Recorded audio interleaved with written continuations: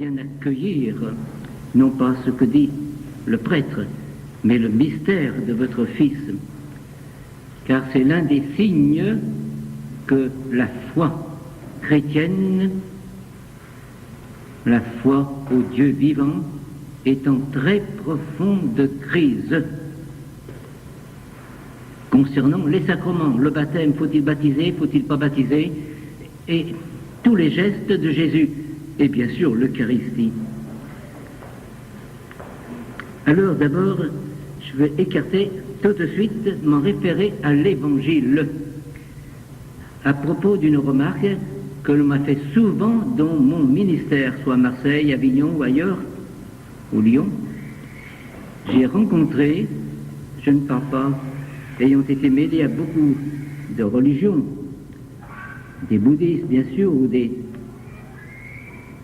musulmans, dont j'ai beaucoup d'amis, mais ni des protestants, qui souffrent d'ailleurs et qui se posent la question maintenant à propos du pardon.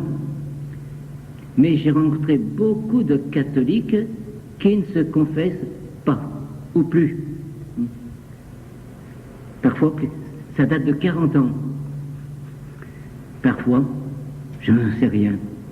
Et des enfants qui ne se confessent pas. Et d'ailleurs, ça fait partie de mon ministère. Quand c'est un catholique, je recours d'abord à ce sacrement. C'est le premier des exorcismes qui suffit pour rompre tous nos liens avec le mal. Mais je veux répondre à une objection fréquente, courante, même de prêtres, des personnes qui disent « je ne me confesse jamais à un prêtre, mais directement à Dieu. » Hein? Quand, comment, où? Chez moi. Ou bien je vais dans l'église. C'est évident que cette confession est tout à fait valable et authentique. On s'ouvre, on reconnaît son péché devant Dieu. Mais Dieu pardonne. Mais Dieu, où est-il? Il est au sein de son éternité. Le pardon qu'il m'accordera, ou qu'il m'accorde dès aujourd'hui, je ne pourrai en cueillir les fruits qu'à ma mort, lorsque je paraîtrai devant lui. En attendant, en même temps que mon regret et ma confiance en Dieu, je dois porter le poids de mon péché, car je le porte. Seul Jésus, envoyé par le Père, peut me délivrer de mon péché.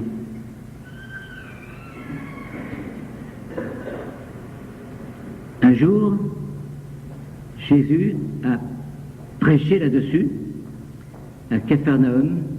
On lui amène un paralytique, un paralysé. Chose étonnante, Jésus commence par lui pardonner ses péchés. Avait-il commis une grave faute qui peut-être a entraîné sa maladie,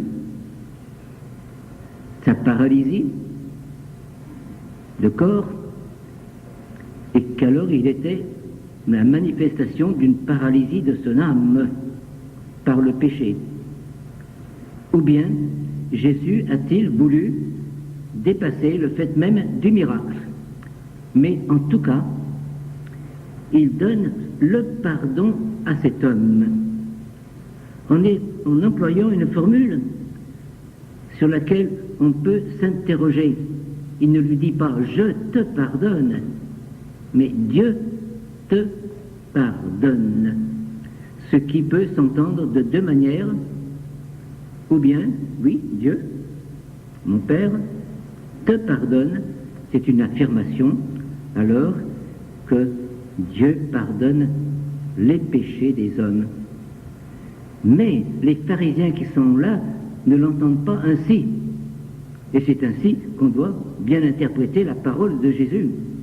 Quand il dit « tes péchés sont pardonnés », il veut affirmer que moi, je te pardonne, moi.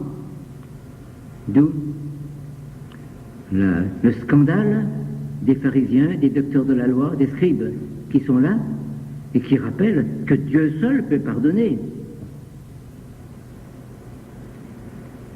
Cela aurait dû les amener à s'interroger sur la nature de Jésus. Car s'il pardonne, c'est qu'il y a quelque chose de divin en lui. Mais il se contente de se révolter contre Jésus qui pardonne à cet homme. Alors, Jésus ajoute, pour vous montrer que le Fils de l'homme, que moi, Jésus, j'ai le pouvoir sur la terre de pardonner les péchés, alors il va manifester un signe.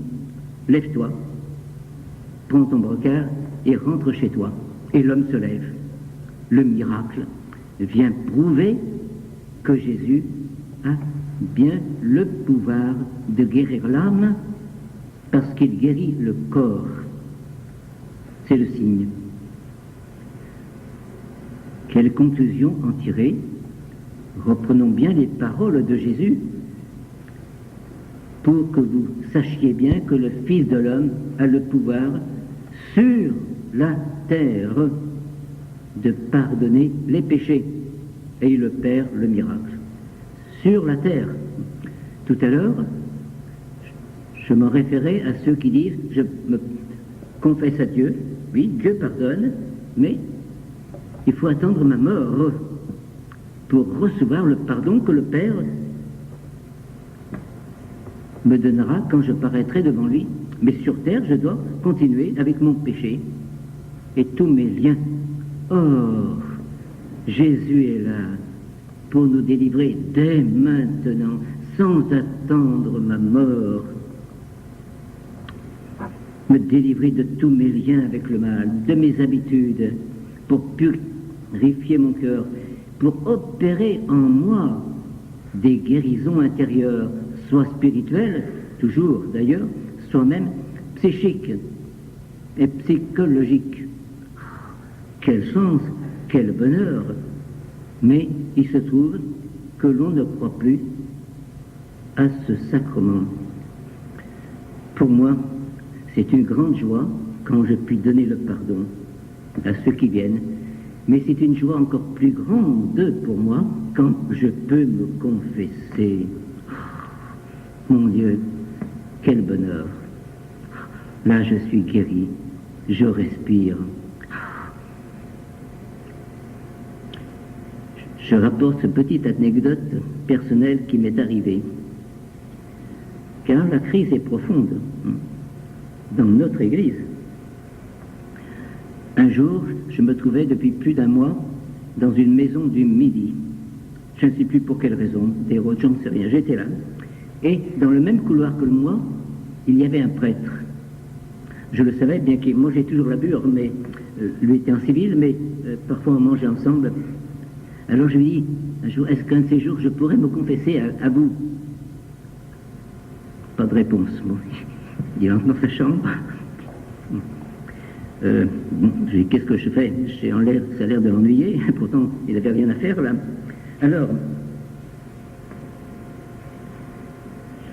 Alors, je me décide. Un matin, je lui dis, écoutez, aujourd'hui, je voudrais vous demander le pardon du Seigneur. Il a bougonné, bon, il m'a reçu, voilà.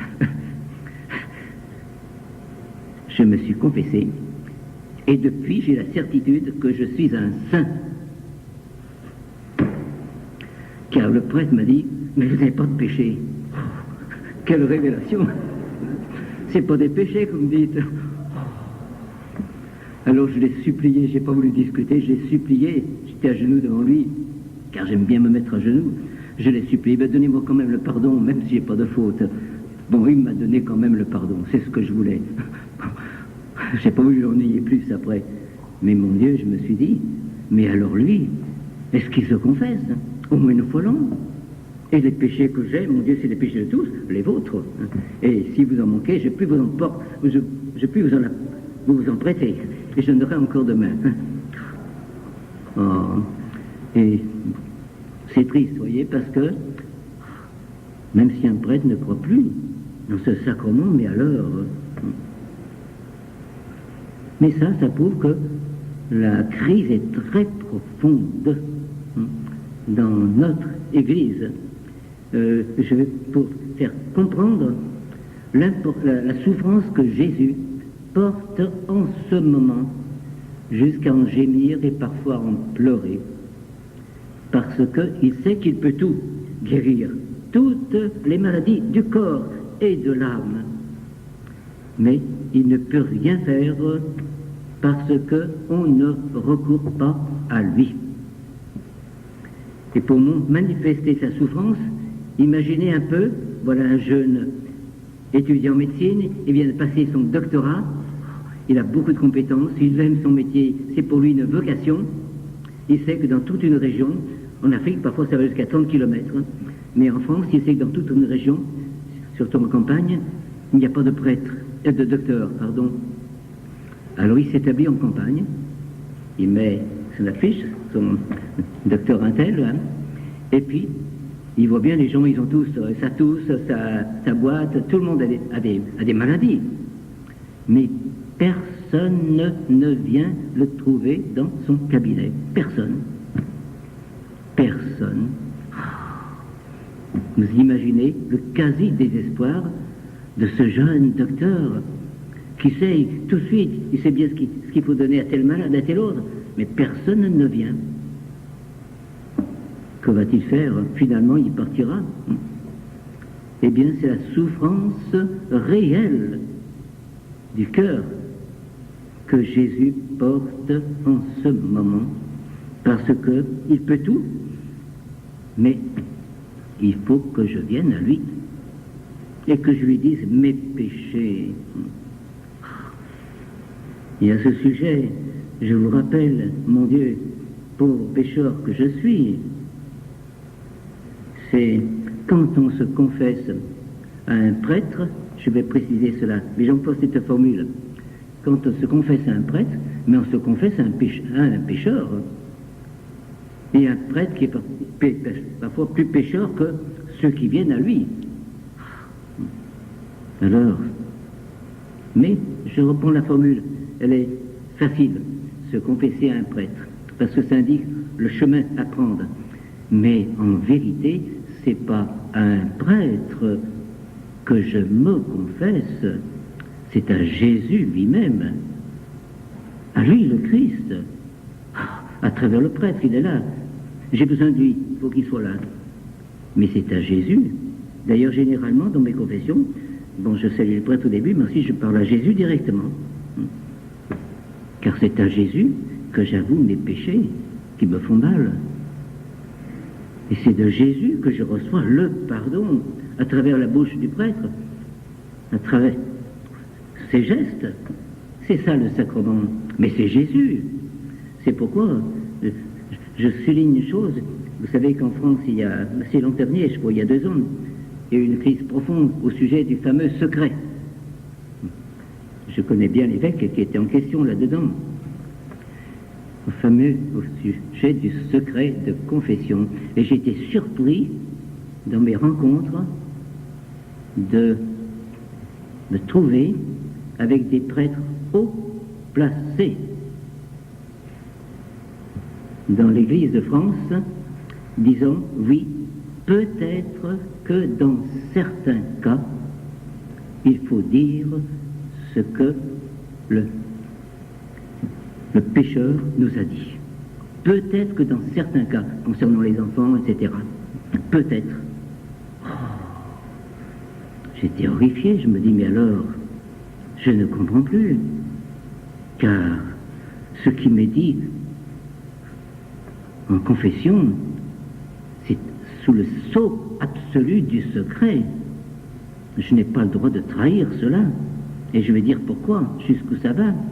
Même si c'est quelqu'un qui me dit, écoutez, je vais faire sauter la planète, ou faire mettre une bombe comme à Bali, ou bien je viole constamment des enfants. Je dois intervenir pour le guérir. Quitte à dire, mais jamais arrivé dans mon ministère de prêtre Car on peut dire à quelqu'un, je ne vous pardonne pas. Bon, je n'ai jamais eu à dire cela, je m'en tire autrement. J'accorde le pardon à quelqu'un qui était mêlé à une affaire de crime. Je vous donne le pardon, mais le pardon ne va descendre sur vous que si vous dénonciez à la justice. À vous de savoir ce que vous faites. Il a mis du temps. Il est revenu une deuxième fois me trouver. Il n'avait toujours rien fait. Il était dans le trouble. Alors je lui ai dit, mais mon pauvre ami, je t'ai donné le pardon. Mais toi, il faut que tu sois clair avec la justice, car si tu triches avec les hommes, tu triches avec Dieu. Le pardon est sur toi, mais le jour où tu vas dire, oui, c'est moi, le pardon va descendre sur toi. J'ai appris la chose parce que, par les journaux, car j'ai appris qu'il était au Baumettes, à Marseille. Et là, j'ai su, parce que je connais bien sa compagne, maintenant ils sont mariés, qu'il a fait un chemin, il avait la paix, il avait la joie. Il avait retrouvé la paix intérieure. Puis ensuite, il est entré dans un groupe de prière. Mais, donc, si je me suis toujours tiré comme cela, je donne le pardon de toute manière, mais c'est à l'autre à faire la condition. Si quelqu'un qui vole, ben, il doit restituer, absolument. Mais le pardon est sur lui, mais il ne peut pas le recevoir tant qu'il n'a pas restitué ce qu'il a volé. Alors, c'est donc un acte personnel du prêtre. C'est pourquoi j'ai été étonné que dans certains cas, on puisse mettre en question le secret de la confession. Je ne dis, moi, en aucun cas, même s'il s'agit d'une bombe qui va faire sauter toute une gare, je n'ai aucun cas, même si c'était ici présent parmi nous, aucun droit, parce que c'est pas une affaire, moi je me base pas sur le droit canon, qui est clair, le sujet, mais pour moi c'est pas une affaire canonique, c'est une affaire sacramentelle. Quelqu'un qui se confesse à moi, prêtre, c'est pas à moi, c'est à Jésus qu'il ouvre son cœur. Et moi, qu'est-ce que je peux faire pour lui pardonner? C'est Jésus qui pardonne. Alors, je prends une hypothèse folle, que quelqu'un qui dit « je vais faire sauter la planète » ou toute une ville, bon, bien sûr, c'est lourd à porter pour le prêtre qui entendrait, mais, ma foi, Seigneur, tu as entendu, c'est à toi d'agir, c'est à toi qu'on a dit cela, c'est pas à moi, à toi d'agir, mais pas à moi, car cette confidence n'est pas faite à moi, elle est faite à Jésus lui-même, sinon ça met toute notre foi en question, notre foi sacramentelle. Donc, lorsque on se confesse à travers un prêtre, c'est à Jésus lui-même qu'on se confesse et qu'on avoue ce qui parfois nous fait honte. À lui qu'on demande le pardon. Et quelle que soit la sainteté ou le péché du prêtre, c'est Jésus qui me pardonne. D'où l'importance de ce sacrement qui est très négligé de nos jours et fort incompris. Bon, il faut parfois recourir, bien sûr, au docteur, à la pharmacie, à des psychologues. Bien sûr, il ne faut pas négliger les moyens humains, mais que peut faire la médecine ou la pharmacie ou le psychologue? Il va guérir mes blessures psychiques. Mais la blessure qui est la source, le péché, personne ne peut me le guérir. Donc les symptômes que j'ai seront guéris, peut-être, mais le mal sera toujours en moi et fera revenir les symptômes ou en produira d'autres. Car Jésus seul a le pouvoir de pardonner toutes les fautes et donc de produire en moi la guérison profonde de mon âme blessée par la faute. Et en outre, c'est l'avantage que nous avons et que n'ont pas nos frères séparés, c'est que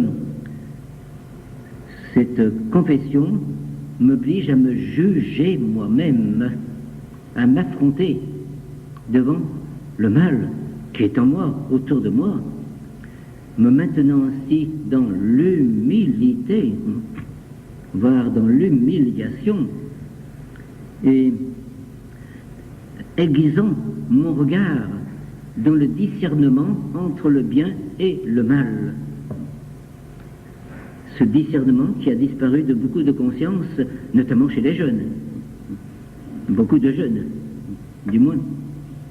Donc, gardez toujours grande confiance dans ce sacrement étonnant, extraordinaire, merveilleux que nous avons et qui nous aide ensuite à recevoir le corps personnel de Jésus dans l'Eucharistie.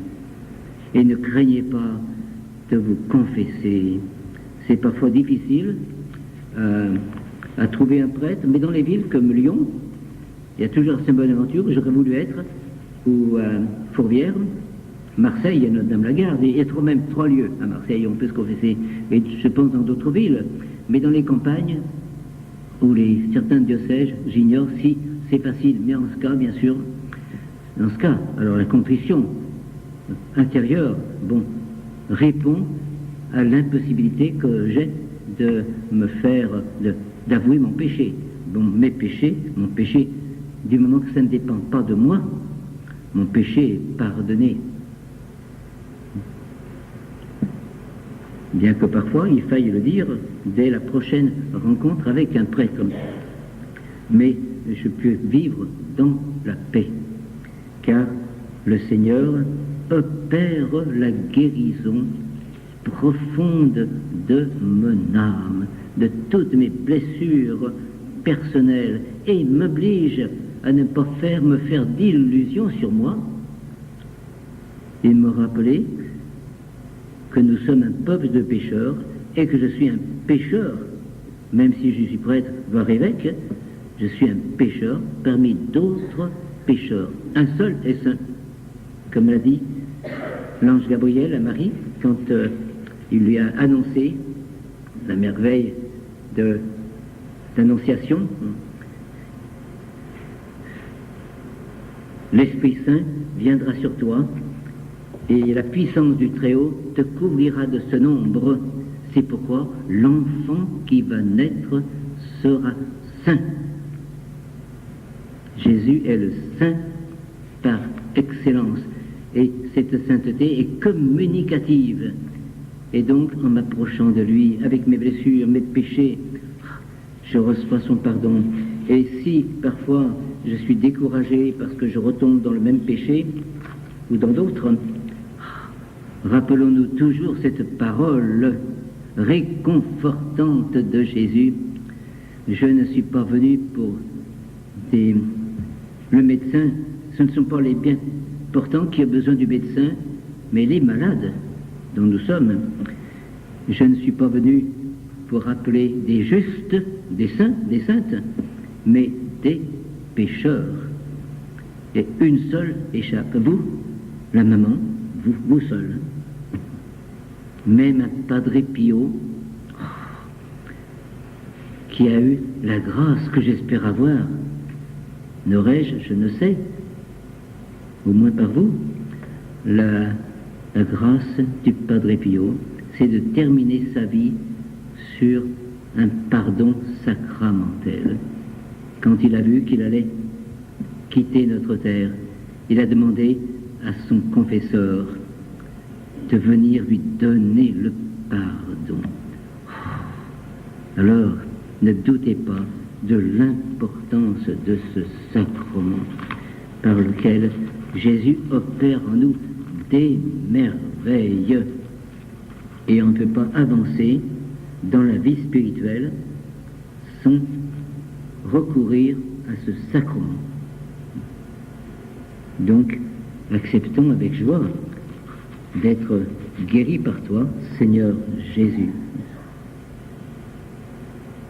Et vous, Vierge Marie, daignez nous accorder une confiance entière dans ce geste de votre Fils bien-aimé, quand à travers son prêtre malheureux, bien souvent dans ses propres fautes, quand à travers son prêtre, il peut dire à l'une d'entre nous, je te pardonne tous tes péchés. Alléluia, Alléluia, Alléluia, Alléluia, Alléluia, Alléluia, Alléluia.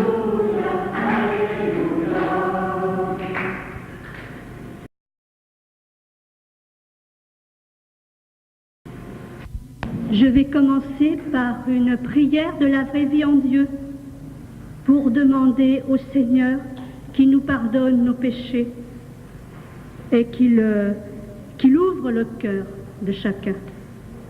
C'est une prière au Père. Père tout miséricordieux, fais que ceux qui ont beau entendre, mais ne comprennent jamais, entendent cette fois ta voix et comprennent que c'est toi, le Saint des Saints. Ouvre les yeux de ceux qui ont beau regarder, mais ne perçoivent jamais, pour que cette fois, ils voient de leurs yeux ta sainte face et ta gloire. Pose ton doigt sur leur cœur, afin que leur cœur s'ouvre et comprenne ta fidélité. Je te prie pour te demander toutes ces choses, Père juste, afin que toutes les nations se convertissent et soient guéries par les plaies de ton Fils bien-aimé, Jésus-Christ. Amen.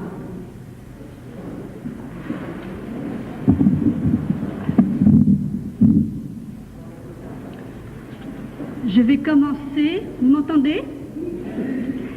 Je vais commencer par vous parler de l'esprit de prophétie, parce que la vraie vie en Dieu est un message prophétique.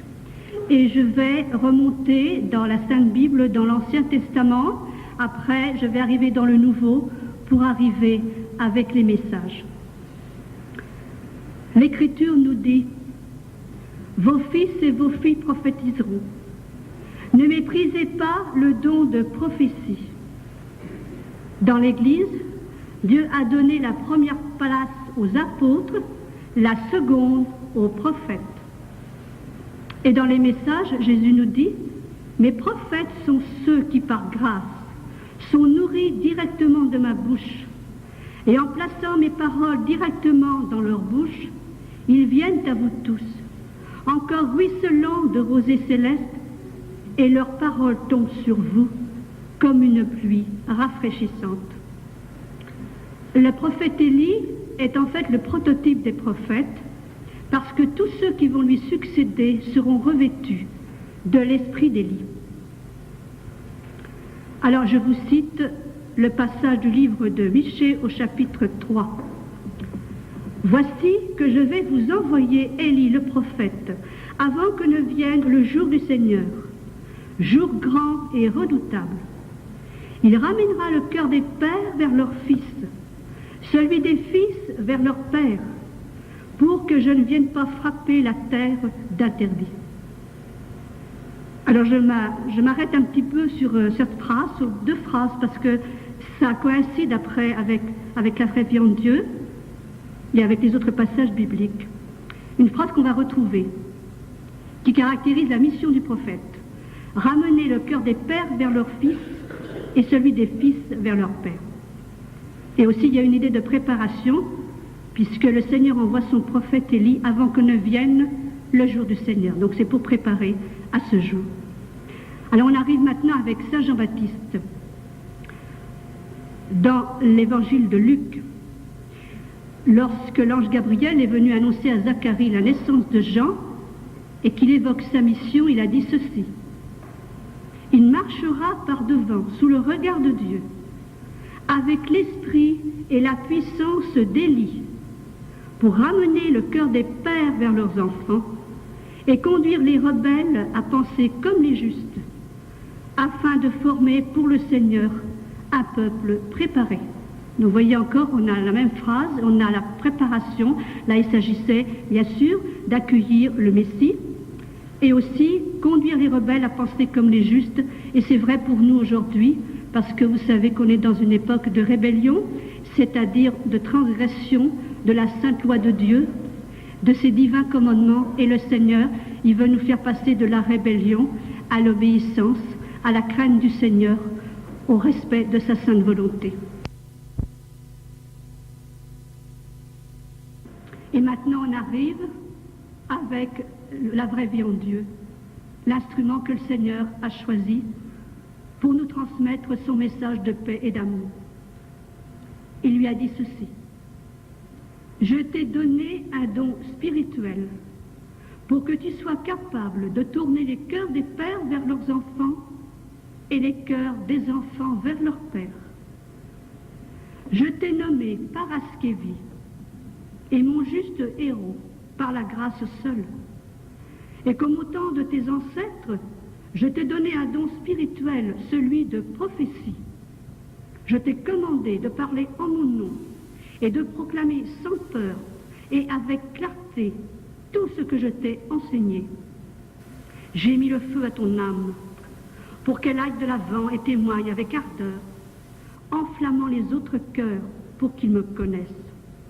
Le Saint-Esprit a été ton remède et la source de la prophétie dans ces messages, mais de tout temps également. Le nom de Paraskevi est le deuxième nom de baptême de la messagère. Et il a une histoire, ce nom, qui est en rapport avec la mission. Déjà, ça signifie deux choses. D'une part, ça veut dire vendredi, et l'autre chose qui est beaucoup plus importante, ça veut dire prépare la voie au Seigneur. Et vous savez que Saint Jean-Baptiste disait: je suis la voix de celui qui crie dans le désert, préparez les chemins du Seigneur. Et le Seigneur également, il annonce dans ses messages son retour, et il explique, dans un passage que je vous lirai tout à l'heure, un peu plus loin, qui est en rapport avec Notre-Dame, il explique: si un roi vient dans une cité, est-ce que vous n'allez pas l'accueillir? Est-ce que vous n'allez pas niveler le chemin? Et alors le Seigneur ajoute: c'est pour cela que je vous envoie ma mère et que je vous envoie mes serviteurs, les prophètes, parce que mon retour est imminent. Pour en revenir à Paraskevi, quand elle est née avec les yeux collés.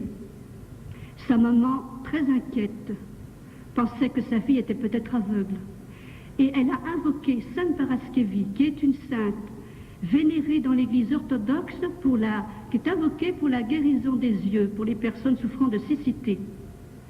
Et elle lui a promis que si elle était exaucée, elle lui donnerait le nom. Et la petite ayant ouvert les yeux au bout de 3 jours, elle lui a donc donné le nom, parce qu'elle a été exaucée. Alors elle a ouvert les yeux physiquement à ce moment-là, mais plus tard elle les ouvrira spirituellement, quand le Seigneur se manifestera à elle et la conduira à une purification de l'âme. Alors je continue à citer le Seigneur, parce que le fait qu'elle ait eu cette petite épreuve déjà dès sa naissance, c'était en vue de sa mission. Alors le Seigneur dit: il me fallait depuis le début te renforcer et amener ton âme à me donner ton consentement. J'ai dit: sanctifie-toi déjà en jeûnant dès ta naissance, c'est ce que je désire. Je ne te donnerai pas de lumière à ta naissance durant 3 jours et 3 nuits. Tu resteras dans l'obscurité, c'est ainsi que tu jeûneras. Et en fait, ce message, il a pour but justement de nous ouvrir les yeux, de nous réveiller, de nous faire passer par le repentir des ténèbres à la lumière. Alors pourquoi elle? Pourquoi l'a-t-il choisi elle? C'est pas par rapport à nos mérites que le Seigneur nous choisit. Ce qu'il veut, c'est qu'on soit disponible comme un enfant. Alors voilà une des raisons pour lesquelles le Seigneur l'a choisi, et il le dit: je l'ai choisi en tant qu'être incapable et misérable, inutile et dépourvu d'éloquence, sans la moindre connaissance élémentaire de mon Église, un canevas vierge que moi, le Seigneur, j'étais libre de couvrir uniquement de mes œuvres, pour qu'il soit clair que tous ceux que tout ce qui est écrit vient de ma bouche. Et c'est vrai qu'elle n'a pas été, elle nous a expliqué qu'elle n'avait pas été au catéchisme. Donc, quand le Seigneur est venu à elle, elle ne connaissait rien. Jésus lui a demandé d'écrire. Il l'avait demandé déjà au prophète Jérémie. Alors je vous cite le livre du prophète Jérémie au chapitre 36, verset 2. « Procure-toi un rouleau et écris dedans toutes les paroles que je t'ai adressées au sujet d'Israël, de Juda et de toutes les nations, depuis que j'ai commencé à te parler au temps de Josias jusqu'à ce jour. » Et c'est ce qu'il fait le Seigneur aujourd'hui, en nous donnant son message de paix et d'amour. Parce que Dieu, comme il le rappelle dans l'Écriture, ne veut pas la mort du pécheur, mais qu'il se convertisse et qu'il vive. Et ce charisme prophétique de Paraskevi a été confirmé par un théologien au cours du 3e symposium sur l'écuménisme qui a eu lieu du 14 au 18 novembre 2001 à Farfa, près de Rome. Elle était la seule femme laïque à avoir été invitée à témoigner parmi plusieurs orateurs et participants qui étaient tous à peu près des théologiens ou membres du clergé. Et lorsqu'elle a achevé son témoignage, elle attendait, comme il avait été convenu au départ, un débat avec des questions-réponses. Mais le théologien modérateur a pris la parole pour dire ceci. Il était en larmes tellement il était bouleversé par ce qu'il venait d'entendre. Ce sermon sur l'unité que nous venons d'entendre est le sermon le plus fervent que j'ai jamais entendu de toute ma vie entière. Aussi, je ne veux pas que l'on pose de questions ici, parce que c'était là une voix prophétique. Et s'agissant de prophétie, nous écoutons et nous accomplissons ce qui nous est demandé. Et c'est ce que le Seigneur justement attend de nous aujourd'hui. En envoyant ses prophètes, c'est qu'on écoute et qu'on fasse ce qui est demandé. Comme les gens de Ninive se sont convertis à la parole du prophète Jonas. Et là maintenant, je vais laisser la parole au Seigneur. Je vais la laisser souvent. Mais là, il y a un message pour vous que je vais vous lire afin que c'est lui qui s'adresse à vous. La paix soit avec vous. Je suis votre sauveur, le roi de la paix. Je suis votre consolateur. Je suis amour. Et c'est à l'amour que vous prêtez l'oreille. Et c'est votre roi de la paix que de loin vous venez écouter. Et c'est votre sauveur qui vous a racheté que vous allez entendre aujourd'hui. C'est la paix que vous êtes venus chercher. Et je vous dis, je vous donne ma paix. Est-ce la consolation que vous cherchez, mes bien-aimés? Venez, je vous prodiguerai la consolation. Est-ce d'amour dont vous avez soif? Oh, venez, jetez-vous dans mes bras ouverts. Je suis amour. Mes petits-enfants, ne laissez pas votre cœur se troubler. Je ne vous ai jamais abandonné. Moi, Jésus, je suis toujours à vos côtés. La raison pour laquelle je descends de cette façon, c'est pour vous consoler et vous rappeler ma loi. Je veux vous rappeler tous à l'amour, à la paix et à l'unité. Je ne viens pas vous juger, ni ne viens vous condamner. Je viens, par ma miséricorde infinie, pour vous rappeler que je suis saint et que vous devriez vivre en sainteté. Je suis un Dieu d'amour et non un Dieu qui vous mène au désespoir. Je suis un Dieu d'espérance et je viens vous donner l'espérance. Mais béni, je suis celui qui vous aime le plus. Je suis celui qui a donné sa vie par amour pour vous. Alors, n'utiliserai-je pas tous les moyens possibles pour venir dans ces jours de ténèbres, pour vous avertir et vous éloigner du mal, et vous attirer dans mon cœur, et vous montrer que votre demeure est vraiment mon sacré cœur? Je viens demander à ceux qui ne sont pas encore réconciliés avec moi de se réconcilier et de faire la paix avec moi. Tout ce que je demande de vous, c'est de l'amour. Mon esprit se déverse à profusion sur votre génération. Tout cela par mon infinie miséricorde. Et il ne doit pas vous paraître incroyable que je puisse vous parler de cette façon, puisque je suis le Tout-Puissant. Mes messages sont donnés pour ramener à la raison beaucoup de ceux qui se sont égarés et vous rappeler la vérité. Et à ceux qui ne croient pas encore en ces œuvres divines de miséricorde, je poserai la même question que j'ai posée autrefois aux pharisiens.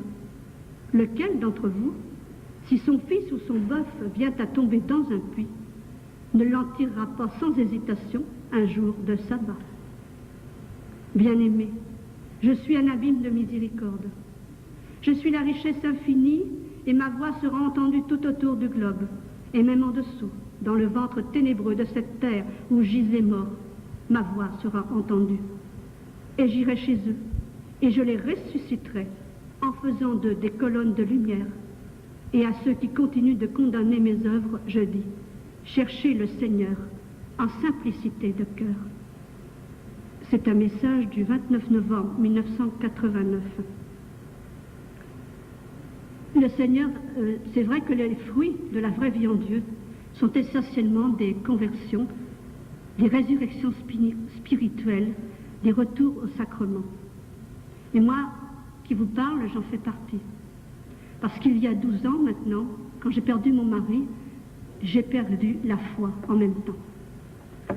Parce que j'avais tellement fait prier et prier pour sa guérison physique que j'ai pensé que le Seigneur ne pouvait pas exister et être aussi sourd. Alors tous les doutes m'ont envahi, l'existence de Dieu, tout ce qui concerne Dieu, la vie éternelle, tout. Et je voulais même plus vivre physiquement parce que je me disais, c'est pas la peine de rester ici pour souffrir sans raison. Il vaut mieux aller dans le tombeau tout de suite. Et puis, un jour, en feuilletant un catalogue de livres religieux, j'ai vu les messages. Et puis, j'ai voulu acheter un livre. Je ne sais pas pourquoi. Et puis là, j'ai commencé avec le tome 1. Et j'ai eu une réaction de révolte un peu. C'était au moment où la messagère disait au Seigneur, Jésus, je t'aime. Et le Seigneur a répondu, oh, comme je voudrais que ces mots, Jésus, je t'aime, sortent de toutes les lèvres. Et moi, j'ai pensé, certainement pas des miennes. Parce que je ne peux pas dire ça à quelqu'un que je ne suis même pas sûre qu'il existe. Puis j'ai quand même continué à lire. Puis j'ai acheté le tome 2, malgré tout. Je trouvais quand même que c'était beau. Et le Seigneur m'attendait là. J'étais arrivée à un endroit où le Seigneur nous demande de réciter quotidiennement 3 prières. Le Souvenez-vous à notre Sainte Mère, la prière à Saint Michel Archange et une neuvaine de confiance à son Sacré-Cœur où il nous propose une attention. Alors j'ai demandé au Seigneur de me montrer qu'il existait vraiment, de me montrer vraiment son amour, s'il existait. Et dans la nuit du 7 au 8 septembre 91, c'est-à-dire quelques jours après seulement, j'ai vraiment été exaucée. Et le 8 septembre, comme vous le savez, c'est la nativité de Marie, alors j'ai bien compris que Notre-Dame avait intercédé pour moi. Je me suis réveillée en pleine nuit, trouvée réveillée, en ressentant un grand amour dans mon cœur pour le Seigneur. Et ce que j'avais refusé de dire a jailli de mon cœur spontanément, sans aucun effort, Jésus, je t'aime. Et à ce moment-là, tous mes doutes ont disparu. Ils ont fondu comme neige au soleil pour ne laisser la place qu'à l'amour, qu'à la paix, qu'à la ferveur, qu'à la douceur. Et cette année-là, c'était un dimanche, et je peux vous dire que je n'ai pas assisté à la messe comme d'habitude, mais avec vraiment... c'était comme si c'était une première messe pour moi. J'étais vraiment renée cette nuit-là, ressuscitée spirituellement. Parmi les autres fruits, je voudrais signaler aussi les Beth Miriam, qui est l'œuvre caritative de la vraie vie en Dieu. Beth Miriam, ça veut dire maison de Marie. Et dans ces maisons, on vient en aide aux plus démunis. Il y en a plusieurs de par le monde. On leur assure un repas chaud par jour, en général, des vêtements. Et puis il y a même certains endroits où il y a une petite classe, ou même plusieurs, pour les enfants qui sont démunis sur le plan de la scolarité. Et la personne qui reçoit ces messages a demandé qu'on réponde à ceux qui demandent d'où vient tout ceci, la nourriture, les vêtements. Eh bien, vous direz que c'est Jésus et Marie qui vous les donnent. Comme le Père nous rappelait tout à l'heure, le premier commandement, comme on a lu au début, plutôt le passage de la Bible, le premier commandement, c'est d'aimer Dieu, le second est semblable, aimer son prochain comme soi-même. Et les Beth Miriam répondent à cette demande du Seigneur. Comment Dieu se nomme-t-il dans la vraie vie en Dieu? Eh bien, comme dans la Bible, comme à Moïse, je suis. Chaque fois que Paraskevi invoque le Seigneur, il répond « Je suis ». Et en parlant de la vraie vie en Dieu, c'est lui qui a donné ce titre. Et il dit ceci « Je suis est le vrai et unique auteur de la vraie vie en Dieu ».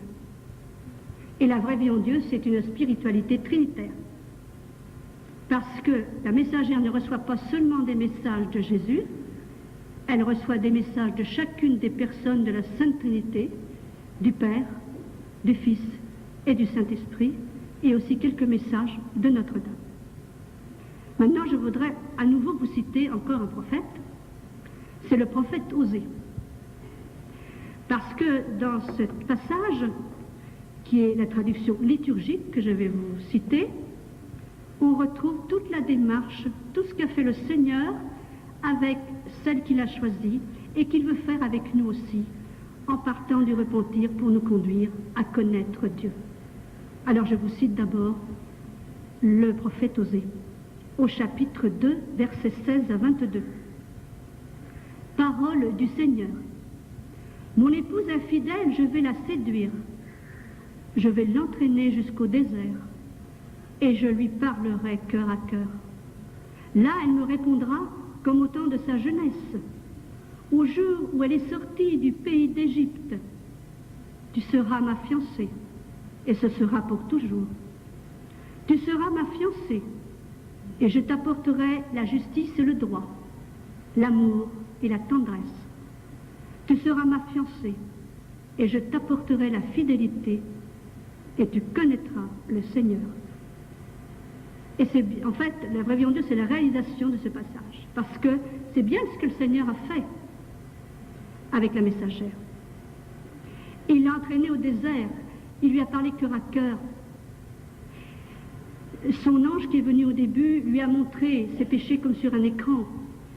Et elle a été prise d'un profond repentir. Elle a pleuré ses péchés. Et c'est ce qu'il veut faire, le Seigneur, avec chacun d'entre nous. Et quand il l'a entraîné au désert seul, son ange en a pleuré. Mais c'était le Seigneur qui voulait. Parce qu'il voulait qu'elle crie vers lui et qu'elle se rende.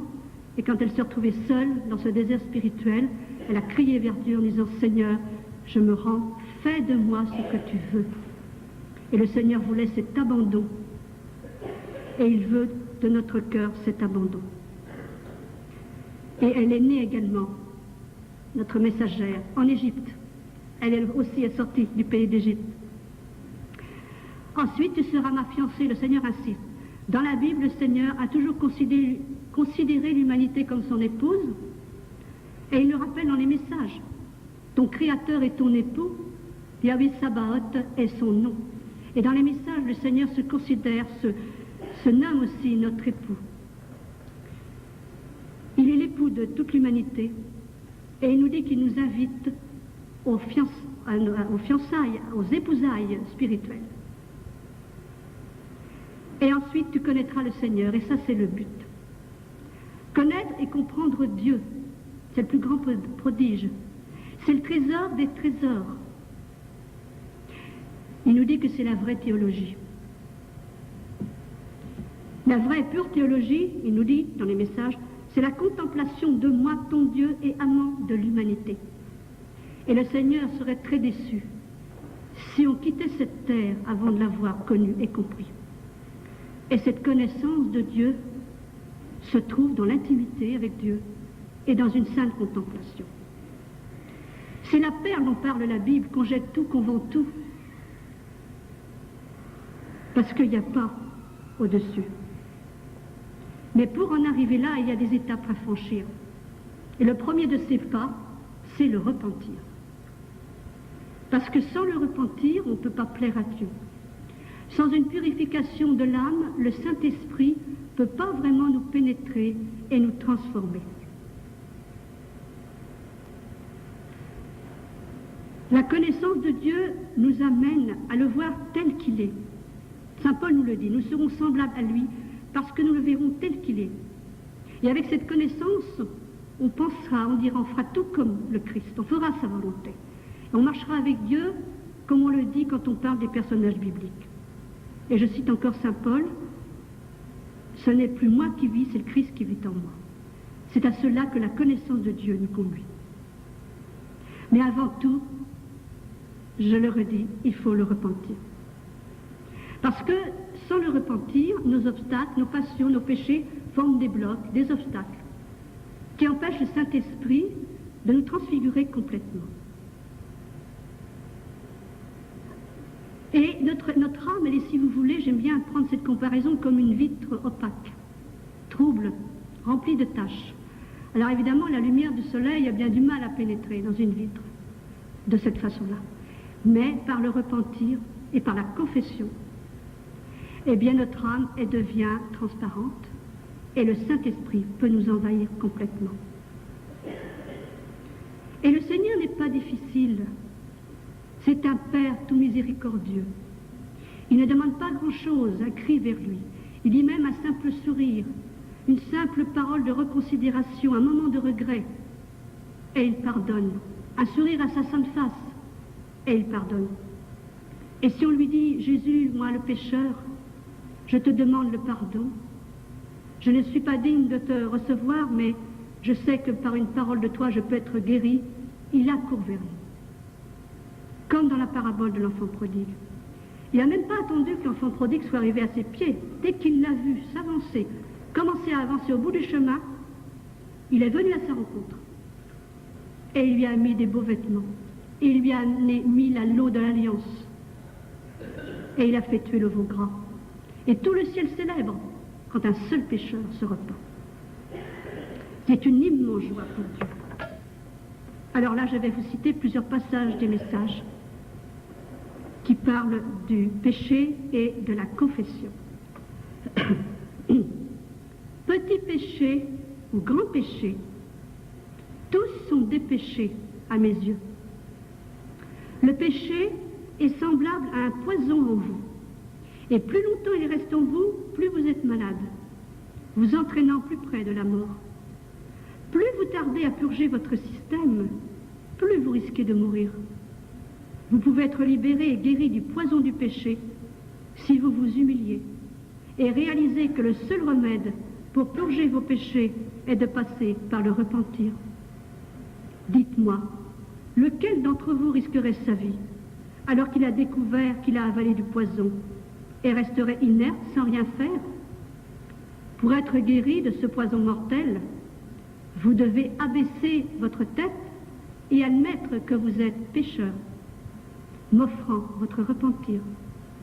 Alors toutes les amertumes du poison seront purgées, y compris le serpent lui-même que vous nourrissiez à l'intérieur de vos entrailles durant toute votre vie. Et étant libéré, je remplacerai ces mots par ma douceur. Oui, une fois ces mots dehors, vous guérirez. Et une fois guéri, vous ne serez plus un étranger à ma loi. Vous tournerez volontairement le dos au monde, parce que devant vous, vous verrez ma gloire et ma splendeur. La vue de ma rayonnante présence brillera en vous et hors de vous. Là, je voudrais raconter une petite anecdote touchante, je raconte presque toujours, parce qu'il me touche beaucoup, et qu'on est tous concernés. Il s'agit d'une vision que Paraskevi a eue, où le Seigneur a montré l'état de son âme sous l'apparence d'un enfant très malade, un petit enfant qui avait à peu près 6 ans, couché sur le côté, affaibli, amaigri, presque pas de cheveux sur la tête, les yeux jaunis. Et elle nous dit qu'elle était choquée de voir à quel point cet enfant était malade. Et tout d'un coup, il y avait quelqu'un derrière cet enfant. Et le petit enfant s'est agrippé à sa large manche. Et le Seigneur, car c'était lui, a pris l'enfant, l'a serré contre son cœur. Et il l'a emmené dans sa maison. Et il a expliqué à la messagère, tu vois, c'était toi cet enfant. Je t'ai pris, je t'ai guéri. Je t'ai serré sur mon cœur, je t'ai emmené dans ma maison. Et cet enfant, c'est chacun d'entre nous.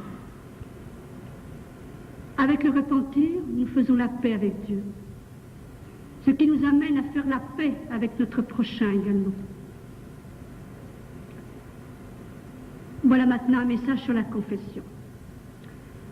Nous sommes ici à Ars où le Saint-Curé a confessé énormément. Il avait l'amour des âmes, il était conscient, lui, de cette nécessité. Le livre de sa vie nous dit 15 heures en moyenne par jour, il passait dans son confessionnal. Vous vous rendez compte, 15 heures par jour, ce que c'est? Alors voilà ce que Jésus nous dit dans les messages. Repens-toi et confesse-moi tes péchés. Examinez-vous, recueillez-vous. Honorez-moi pleinement en vous repentant et en vous confessant souvent. Dans un autre message, il demande à peu près une fois par mois, le Seigneur. Je vous ai donné des confesseurs. Lorsque vous vous confessez à lui, mes bien-aimés, vous vous confessez uniquement à moi. C'est à moi que vous vous confessez. Approchez-vous tous qui errez encore dans ce désert. Venez à moi, purs et propres. Soyez encore plus agréables à mon cœur en vous repentant, en reconnaissant vos péchés. Ne dites pas, pourquoi me confesser? Je n'ai rien à dire à mon confesseur. Ne soyez pas l'un de ceux qui ont perdu le sens du péché. Vous êtes loin d'être parfaits. Certains d'entre vous se conduisent encore comme s'ils étaient sans souillure et avaient atteint la perfection. Soyez humbles, soyez humbles. Vos péchés peuvent aisément être discernés si vous priez en sincérité de cœur et que vous me demandez mon aide pour les discerner. Bénis soient ceux qui obéissent à ma loi, suivent mes préceptes et honorent mes saints sacrements. Bénis soient tous ceux qui viennent à moi, remplis de foi, me manger et me boire. Je suis saint, alors traitez-moi avec sainteté, afin que je déverse sur vous, à ce moment plus saint que jamais, mes grâces qui ranimeront votre âme. Le Seigneur nous parle aussi dans la vraie vie en Dieu du ciel nouveau, de la terre nouvelle et de la nouvelle Jérusalem. Et en fait, c'est les ciels nouveaux, la terre nouvelle, nouvelle Jérusalem. C'est chacun d'entre nous qui le devient par le repentir, parce qu'à ce moment-là, le Seigneur vient en nous, il met son trône en nous, il fait de notre âme son ciel et sa nouvelle terre et sa nouvelle Jérusalem. Et quand on est repenti, eh bien, on va observer la crainte du Seigneur. La crainte du Seigneur, ce n'est pas la peur de Dieu. La crainte du Seigneur, c'est le commencement de la sagesse, la couronne de la sagesse. C'est observer les commandements de Dieu. C'est adorer Dieu. C'est le respecter, c'est faire sa sainte volonté. Et à ce moment-là, le Saint-Esprit va venir en nous à profusion. Et c'est ce qu'on appelle la seconde Pentecôte, que Jean 23 avait annoncé, et qu'on appelle de nos jours l'effusion du Saint-Esprit. Et à ce moment-là, on va devenir témoin. Et on va transmettre sans peur la parole et les merveilles de Dieu à nos frères et sœurs, comme les apôtres à la Pentecôte. Ils étaient remplis de peur, ils étaient enfermés dans le cénacle, et une fois que le Saint-Esprit est venu sur eux, ils sont sortis, et ils ont été proclamés les merveilles de Dieu. La Samaritaine également, elle a laissé sa cruche après avoir rencontré Jésus pour aller courir, dire aux apôtres, mais n'est-ce pas le Messie que j'ai rencontré? Et là, on va ramener des âmes à Dieu, parce que c'est ce que désire le Seigneur. C'est le plus grand service qu'on puisse rendre à Dieu, c'est lui ramener des âmes. Et c'est bien ce qu'avait compris Saint Jean-Marie Vianney. Et le Seigneur, pour nous fortifier, alors ensuite, on a la Sainte Eucharistie. Et il y a eu un petit dialogue entre Jésus et l'instrument du Seigneur qui reçoit ses messages. Un jour, elle avait faim, et le Seigneur arrive, il lui dit « As-tu faim ?» Elle lui dit « Oui, Seigneur, j'ai faim. » Et il lui répond, « Aie faim de mon pain. » Elle lui répond, « Mais Seigneur, je parlais de l'autre pain. » Il dit, « Je sais. Mais qu'est-ce qui est le plus important? C'est ton pain ou le mien? » Elle a répondu, « Les deux. » Parce qu'elle pensait, on ne peut pas vivre sans manger. Alors Jésus lui répond, « Ton pain ne te satisfera qu'un moment seulement. Mais en mangeant mon pain, tu seras rassasié. Quiconque mangera de mon pain vivra pour toujours. » Et là, je vais donner un témoignage du curé d'Ars, qui avait une très grande dévotion aussi dans la Sainte Eucharistie. Et vous, comme vous le savez sans doute, le saint curé d'Ars jeûnait beaucoup, il menait une vie très ascétique. Et un jour à la messe, il ne se sentait pas très bien. Et voici ce qu'il a dit. « Oh, que j'avais faim pendant ma messe. Quand est venu le moment de communier, j'ai dit à notre Seigneur, « Mon Dieu, nourrissez le corps et l'âme. » Et ma faim avait complètement disparu. Alors,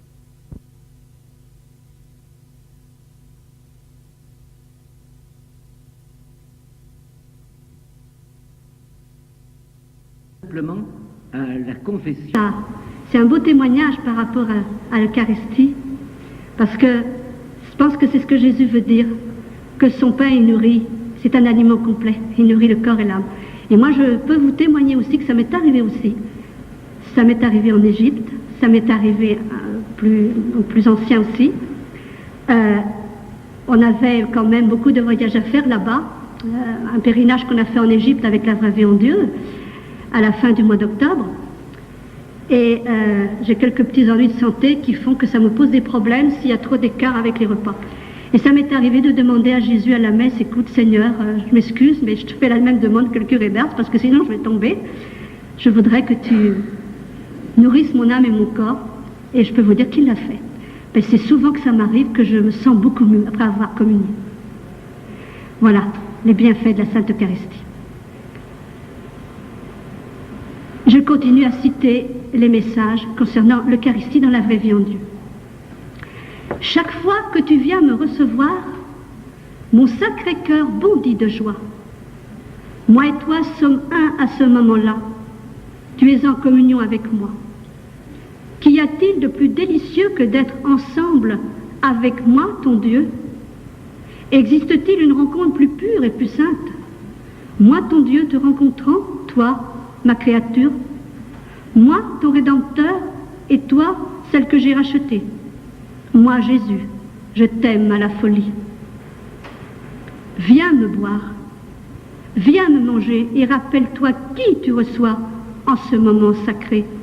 C'est moi que tu reçois. Tu reçois la vie. Soyez purs pour me recevoir. Languissez après ce saint moment comme jamais. Languissez après votre Dieu. Même mes anges vous regardent et languissent après ce repas, désirant être l'un de vous. Ce n'est pas du simple pain et du vin auquel vous prenez part, mais vous prenez part à Dieu lui-même. Mon sang a été répandu pour que vous le buviez. Mon sang a été versé pour votre salut. Vous devez boire également mon sang. Et l'Eucharistie nous conduit donc dans cette union intime avec Dieu. Elle produit en nous ce que le Seigneur appelle la déification. Là, je voudrais m'arrêter un petit peu sur une phrase que prononce le prêtre à l'offertoire. Il ne la prononce pas toujours à haute voix, c'est vrai. Mais dans les cas où il la prononce, il dit ceci. Comme cette eau se mêle au vin pour le sacrement de l'Alliance, puissions-nous être unis à la divinité de celui qui a pris notre humanité. Et cette eau nous représente, cette eau que le prêtre met dans le calice. Donc eau et vin ensemble vont devenir le sang du Christ. Et le Seigneur nous dit, toujours dans les messages, par cette communion, je sanctifie tous ceux qui me reçoivent, les déifiant, pour qu'ils deviennent la chair de ma chair, les os de mes os. En me partageant, moi qui suis divin, vous et moi, devenons un seul corps spirituellement unis. Nous devenons parents, car je peux vous transformer en Dieu par participation, Par ma divinité, je déifie les hommes. N'avez-vous pas entendu?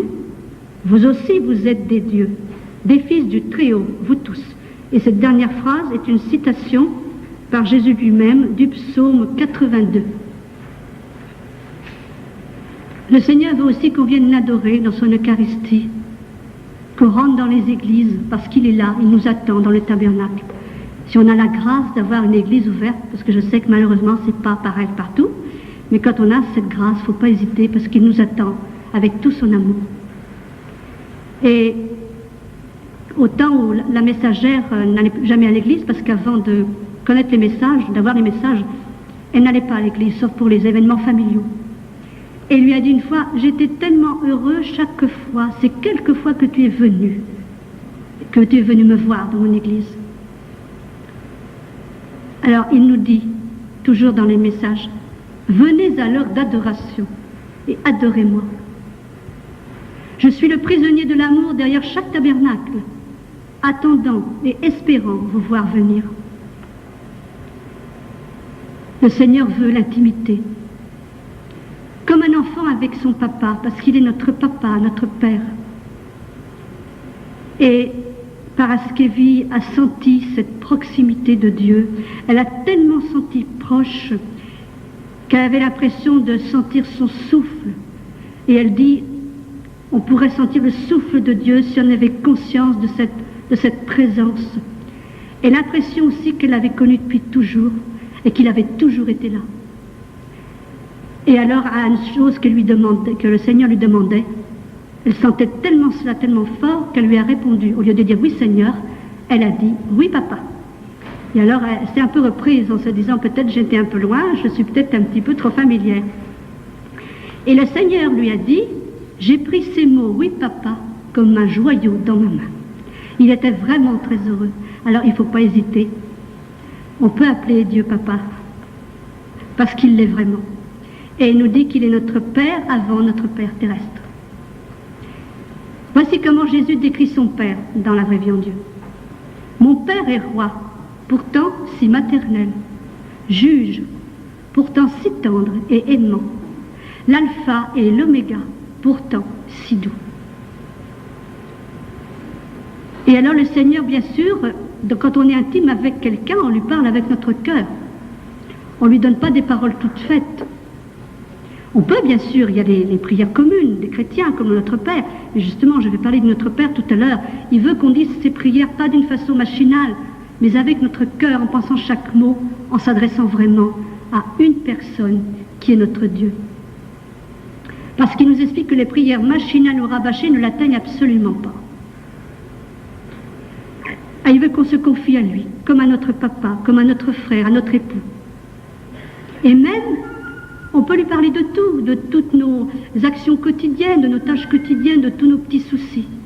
Il les écoute avec tout son amour. Et elle disait un jour à la messagère ceci, « Sais-tu combien je me réjouis et goûte ces moments où tu me parles comme à un compagnon. » Et même un simple soupir, le Seigneur l'entend. Un jour qu'elle avait vraiment, son cœur était trop plein, alors elle n'arrivait pas à s'exprimer. Ça arrive comme ça, des fois on a le cœur gros, on a le cœur trop plein, et on n'arrive pas à dire les mots. Alors elle a soupiré, et il lui a dit, ton soupir est comme 1 million de paroles d'amour pour moi. Et pour les personnes qui se demandent comment approcher Dieu, qui ne savent pas comment s'y prendre, parce qu'ils pensent peut-être qu'il faut un langage spécial, il leur dit ceci. Elles peuvent venir me parler, je les écoute. Je peux prendre plaisir des heures durant à n'importe quelle conversation. Elles me procurent tant de joie quand elles me comptent parmi leurs amis. Et là, il y avait une réunion de famille aussi que je voudrais raconter. C'est pour bien montrer que le Seigneur, vraiment, il n'est pas compliqué du tout. La messagère était avec sa famille et puis elle voyait bien Jésus parce qu'elle le voit intérieurement, qui était là, mais elle ne s'en occupait pas. Elle parlait de toutes sortes de choses avec ses amis, sa famille. Puis après, il lui dit, mais dis donc, pourquoi tu as fait comme si tu ne me voyais pas, mais j'étais présent? Mais elle lui a dit, mais ça t'intéressait ce qu'on disait? Il dit, bien sûr que ça m'intéresse. Donc, il veut qu'on le fasse participer. Donc, il ne faut pas hésiter, quand on est en famille, avec des amis, ici, ou dans un repas, une réunion, je ne sais pas, moi-même quand on fait du sport, il ne faut pas hésiter à faire participer le Seigneur, à lui parler. Il ne veut pas traiter comme un étranger, il veut vraiment qu'on le compte, qu'on le prenne avec nous, qu'on soit conscient de sa présence. Il nous dit, j'ai besoin de prières qui viennent du cœur. Priez plus lentement en me regardant, je suis présent. Et c'est là qu'il a appris à Paraskevi le Notre Père. Il lui a fait réciter des Notre Père toute la journée. Au début, elle allait trop vite. Alors il n'était pas content, le Seigneur. Après, elle bougeait de trop. Enfin, ça n'allait jamais. Jusqu'à un moment où, à force, elle a fini par réciter ce Notre Père, les yeux dans les yeux du Seigneur, et dire chaque mot, en pensant chaque mot. Et là, il était content. Il lui a dit, voilà, c'est comme ça que je veux que tu pries, et qui veut qu'on prie le Notre Père. Et quand on prie avec notre cœur, quand on demande à Dieu son avis, quand vraiment on veut faire sa sainte volonté, eh bien, je peux vous dire, le Seigneur y répond. Une fois, j'avais une décision à prendre, je ne savais pas quoi faire. Ça m'est arrivé plusieurs fois de ne pas savoir quoi faire et de vouloir connaître la volonté du Seigneur. Et après avoir prié, j'ai pris au hasard la Sainte Bible et ensuite j'ai pris un message de la vraie vie en Dieu. Et le Seigneur m'a répondu directement. C'était vraiment direct. Je pense par exemple je suis allée à Damas en Syrie il y a un peu plus d'1 an. Puis je ne savais pas si je devais y aller parce que j'avais d'autres choses importantes. J'ai demandé au Seigneur. Et dans la Bible, c'était Saint Paul qui disait « Viens me voir ». Alors on allait à Damas, donc. Et puis la vraie vie en Dieu, c'était aussi « Viens me consoler, viens sécher mes larmes de sang ». Or, j'y allais pour la Semaine Sainte. Donc, vous voyez, il y avait quand même vraiment une réponse directe. Mais je pourrais citer d'autres passages. Le Seigneur nous demande la prière continuelle, la prière sans cesse. Alors la prière sans cesse, c'est pas de réciter des prières toute la journée. La prière sans cesse, c'est un élan permanent du cœur, c'est désirer Dieu tout au long du jour. C'est avoir soif de Dieu, c'est justement se souvenir de sa présence. Et c'est un cœur à cœur permanent. Et alors, on fait tout à ce moment-là pour Dieu et avec Dieu. Et là, je vais vous citer quelques paroles de Paraskevi, qu'elle a dites en Égypte, justement, pendant le pèlerinage. La prière continuelle, c'est lorsque nous permettons à Dieu de vivre perpétuellement en nous et nous en lui. La prière continuelle, c'est lorsque notre esprit est complètement absorbé en Dieu, devenant sensible à la présence de Dieu. Dans ces moments, nous n'avons plus besoin de paroles pour nous exprimer à Dieu, parce que tout notre être devient une flamme vivante, enflammée d'amour pour Dieu. Dans ces moments de prière silencieuse, notre esprit oublie le monde et est ravi dans ce silence, jouissant de tous les moments où il est capturé par Dieu. Et dans un message, Jésus nous dit, en vous souvenant de ma présence, vous serez en prière constante, vos esprits s'élevant à moi. Tout ce que vous faites ou dites sera pour moi. Ma fille, remplis-moi de joie et apprends à dire, allons travailler, faisons ceci ou cela. Emploie le mot nous sommes unis pour toujours. Le Seigneur, vous savez, il est très compréhensif, il sait qu'on a beaucoup d'occupations. Et alors, voilà, moi ça m'a beaucoup aidé dans ma vie, le nous.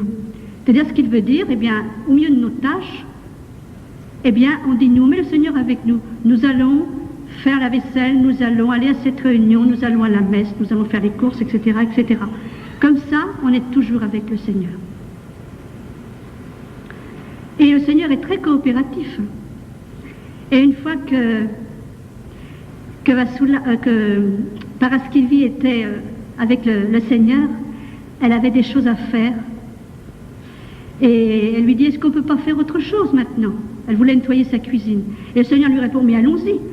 Et elle a expliqué, il était aussi impatient qu'elle d'aller nettoyer la cuisine. Donc, le Seigneur, vraiment, il ne faut pas penser qu'il s'intéresse qu'aux choses spirituelles. Et en entendant tout ceci, je suppose que vous devez vous dire, il n'y a rien de nouveau là-dedans. Mais c'est juste, parce que la vraie vie en Dieu, c'est pas quelque chose de nouveau. C'est un rappel de la parole de Dieu avec des enseignements pour la comprendre. Comme le Seigneur faisait avec les disciples d'Emmaüs. Les disciples étaient profondément choqués par la mort de Christ, profondément désespérés. Et puis le Seigneur les rejoint sur le chemin, sans se faire reconnaître au début. Et qu'est-ce qu'il fait? Eh bien, eux lui confient leur désespoir, leurs interrogations, leurs souffrances. Et il va reprendre tout dans les Saintes Écritures et leur expliquer comment tout ce qui s'est passé était annoncé dans les Saintes Écritures. La vraie vie en Dieu, c'est cela. C'est des enseignements pour comprendre la Bible. Il y a énormément de références bibliques. Et même sans les références explicites, quand on lit les messages, moi, à chaque fois que je lis les messages, mais plus je les lis, plus je me reconnais le style de la Bible, la façon de parler du Seigneur dans la Bible.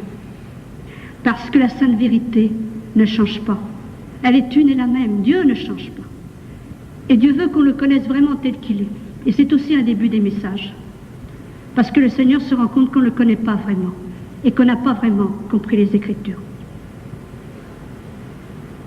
Alors, le Seigneur nous dit, bien que beaucoup de mes enfants bien-aimés soient sanctifiés par le baptême, il n'y en a que très peu qui me connaissent comme je suis.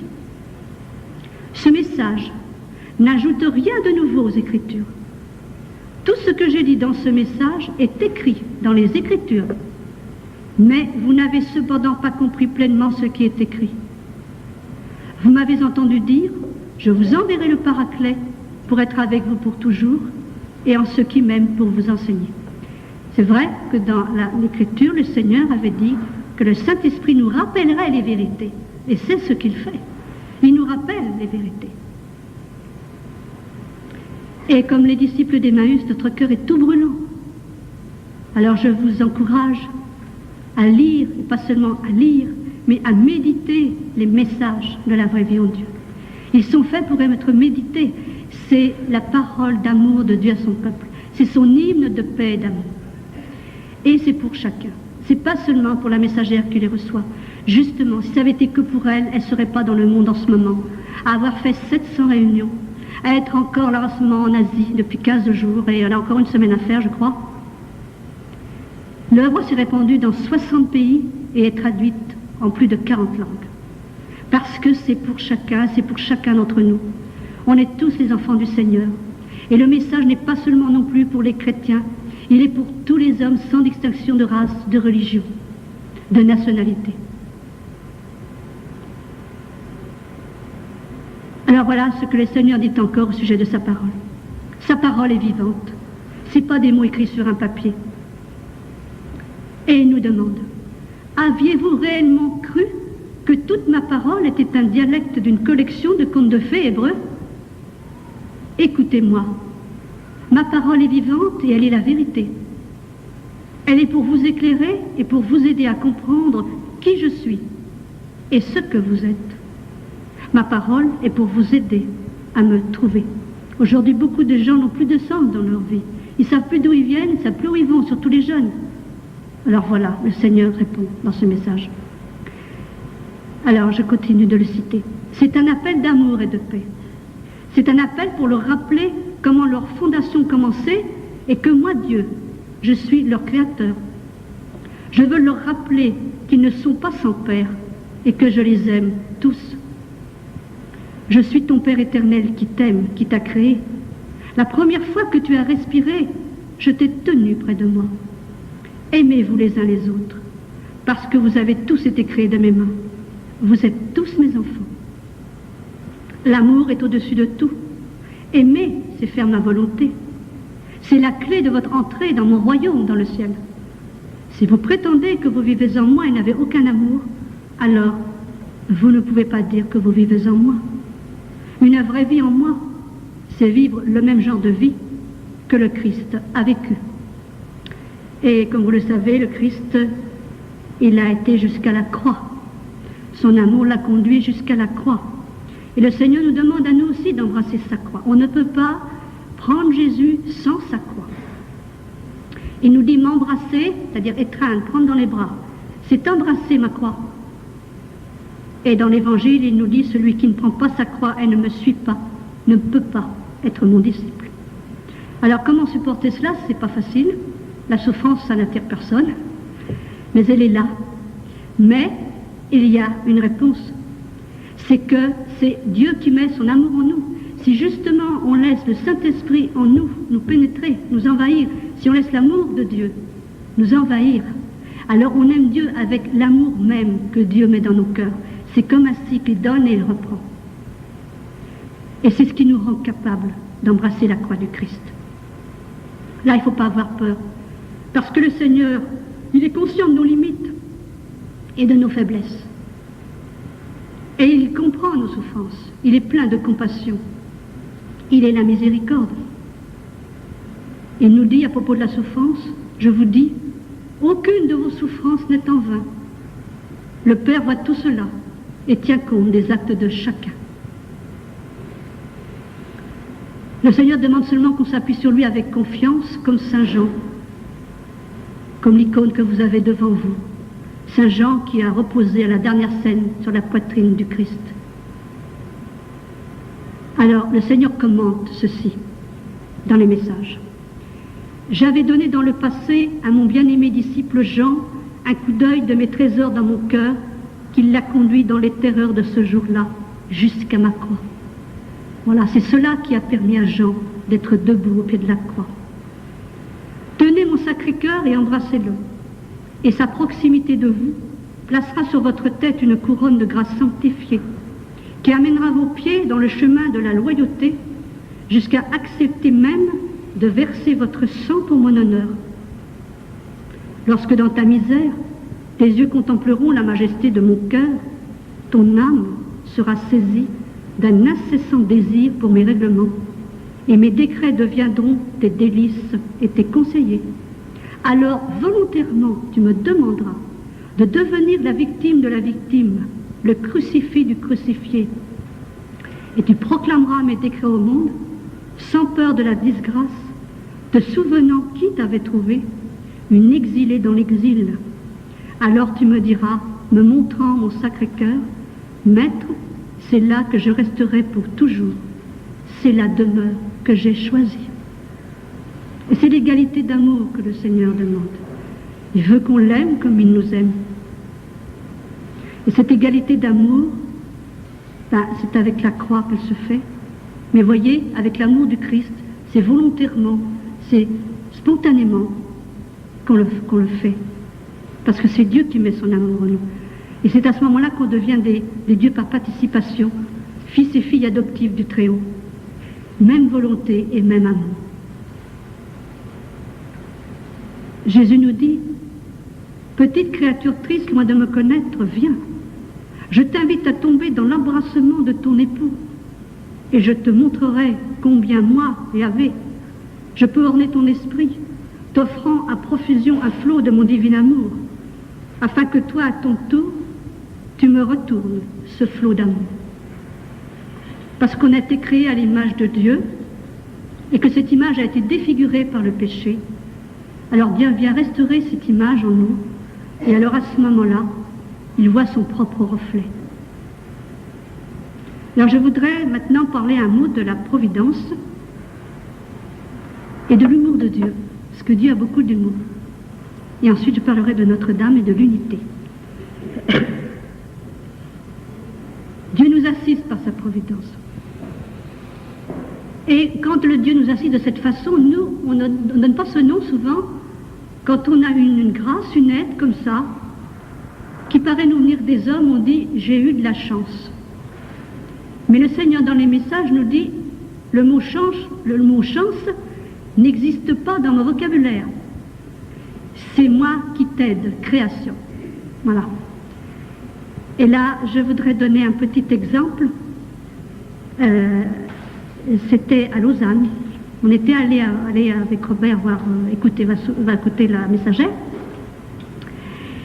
Et puis, on était chargés. Et puis, en descendant du TGV, on cherchait notre chemin. Alors, je m'adresse à une dame et je lui dis de m'indiquer le chemin de l'église anglicane où on se rendait. Et voilà que la personne nous dit, j'ai ma voiture et je peux vous emmener. Alors voilà, on a pu dire, on a eu de la chance. Mais on a bien compris que c'était le Seigneur qui, dans sa bonté, nous a épargné voilà, une fatigue supplémentaire. Alors, merci Seigneur. Ça, ce sont des exemples parmi d'autres. On pourrait en citer beaucoup. Et aussi, il ne faut pas oublier de remercier Dieu pour tout ce que nous avons chez nous de matériel. Quand le frigo est plein, tout ça, on croit que ça vient de nous. Dans la grâce d'avoir un travail, on croit que ça vient de nous. Les vêtements, mais ça vient de Dieu. Tout vient de Dieu. Alors rendons-lui grâce chaque jour. D'ailleurs, sans son souffle, on cesserait d'exister. Alors rendons-lui grâce aussi pour la vie qu'il nous donne. Et l'humour de Dieu, Dieu n'est pas quelqu'un de triste, il est joigneux dans la joie. Là, je vais raconter une petite anecdote avec la messagère. C'était en Grèce, j'aime beaucoup cette histoire, moi. C'était en Grèce, dans une chapelle orthodoxe. Elle assistait avec un groupe à des vêpres. Et puis la cérémonie était très longue, interminable, et il faisait extrêmement chaud. Et la pauvre, elle a été prise par des distractions. Elle dit, j'étais distraite à mort, à tel point que je comptais les barbes des prêtres qui se trouvaient là. Et alors tout d'un coup, elle lève les yeux vers l'icône du Pantocrator, Dieu le Tout-Puissant, qui est dans la plupart des églises orthodoxes. Et qu'est-ce qu'elle voit? Jésus qui lui fait un clin d'œil. Et qui avait l'air de lui dire, mais encore un peu de patience. Et il y a un jeune homme qui était avec eux qui a vu exactement la même chose. Et il m'en a fait part à la sortie. Alors ça l'a confirmé qu'elle n'avait pas rêvé. Alors ça, c'est l'humour du Seigneur. Mais on pourrait en citer d'autres histoires comme ça aussi. Et maintenant, je vais vous parler de notre Sainte Mère, la Sainte Vierge Marie. Le curé d'Ars a consacré sa paroisse le 1er mai 1836 à Marie, conçue sans péché. Et il avait une grande dévotion pour elle, et il était très heureux parce qu'il disait que la fête c'était un vrai triomphe. Mais il y aura aussi le triomphe, effectivement. C'était un peu prophétique ce qu'il a dit là, parce que le triomphe de Jésus et de Marie, il arrivera. Alors je vais vous dire ce que le Seigneur dit dans les messages de la Vraie Vie en Dieu de Notre-Dame. Elle est la seconde Ève, la Sainte Vierge, l'épouse du Saint-Esprit, et elle est un modèle, c'est pour ça que j'en parle maintenant. Tout ce qu'on vient de dire, Marie l'a vécu, expérimenté. Et on peut donc lui demander de nous aider à vivre ce que le Seigneur demande de nous. Et nous explique qu'à partir de l'incarnation, le Seigneur nous explique que les cœurs de Jésus et de Marie sont devenus un seul cœur. Alors maintenant, je vais vous citer un long passage des messages concernant la Sainte Vierge. Mon Sacré-Cœur et le cœur immaculé de votre mère sont tellement unis que dans leur parfaite unité, ces deux cœurs divins deviennent un seul. Lorsqu'elle passe sur la terre, elle intervient amoureusement et répond à vos supplications. N'as-tu pas remarqué comme mon cœur fond et favorise toujours son cœur? Comment à ce cœur qui a porté votre roi peut-il être refusé quoi que ce soit qu'elle me demande? Tous les fidèles bénissez son cœur, car en bénissant son cœur, c'est moi que vous bénissez. J'ai dit qu'elle et moi avons tout partagé jusqu'à la croix. Notre union était si intimement parfaite que nous n'avions pas besoin de parler, car la seule et unique expression était dans nos cœurs. Mes paroles et mes pensées n'avaient pas besoin de lui être transmises en mon absence. Dans le suprême pouvoir de mon Saint-Esprit, tout était connu d'elle, puisqu'elle possédait Dieu et que Dieu la possédait. Que le monde entier ploie ses genoux devant elle qui porte le nom sacré de Mère de Dieu. Venez vers le cœur de votre Mère bénie, qui est aussi lumineux que le jour. Venez recevoir ses grâces, qui sont tellement innombrables et qui étincellent en rayons de ses mains. Mon cœur, qui est plein de grâce et de vérité, fut fait chair dans le sein virginal plein de grâce et de vérité.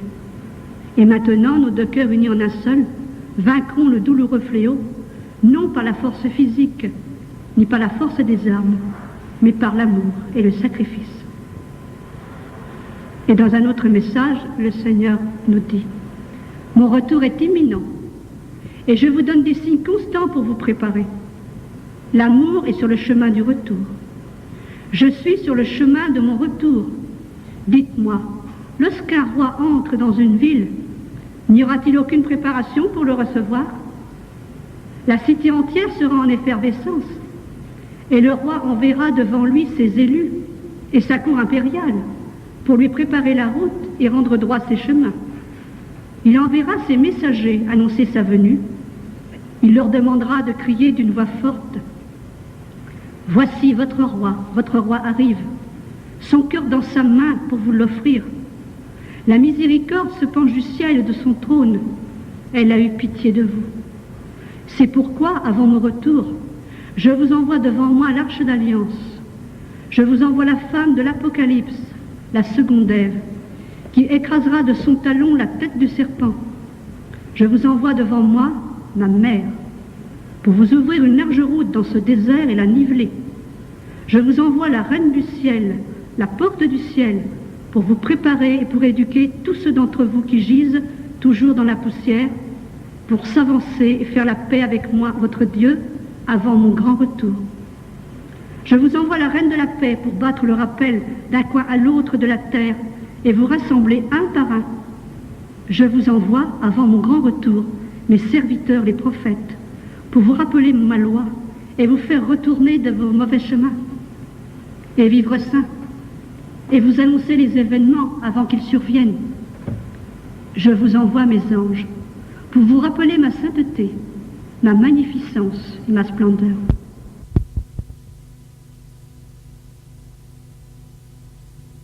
J'envoie mes porte-paroles pour crier et proclamer sur les toits de vos maisons les noces de mon Saint-Esprit. Je ne me lasserai pas de vous appeler à m'épouser. Je ne serai pas découragé par votre hostilité ni par votre aridité. Je serai à la poursuite de votre cœur, et comme un jeune homme épousant une vierge, celui que vous avez blessé tout le temps vous épousera. Et dans mon amour, je vous ferai remplacer les épines qui encerclent mon cœur par une couronne fleurie. Et comme un jeune marié portant sa couronne de noces, moi aussi je la porterai, parce que cette couronne sera ma couronne de victoire, elle sera le trophée de ma miséricorde. C'est un message du 10 octobre 90. Vous voyez, demain c'est le Christ roi. C'est un message qui coïncide bien.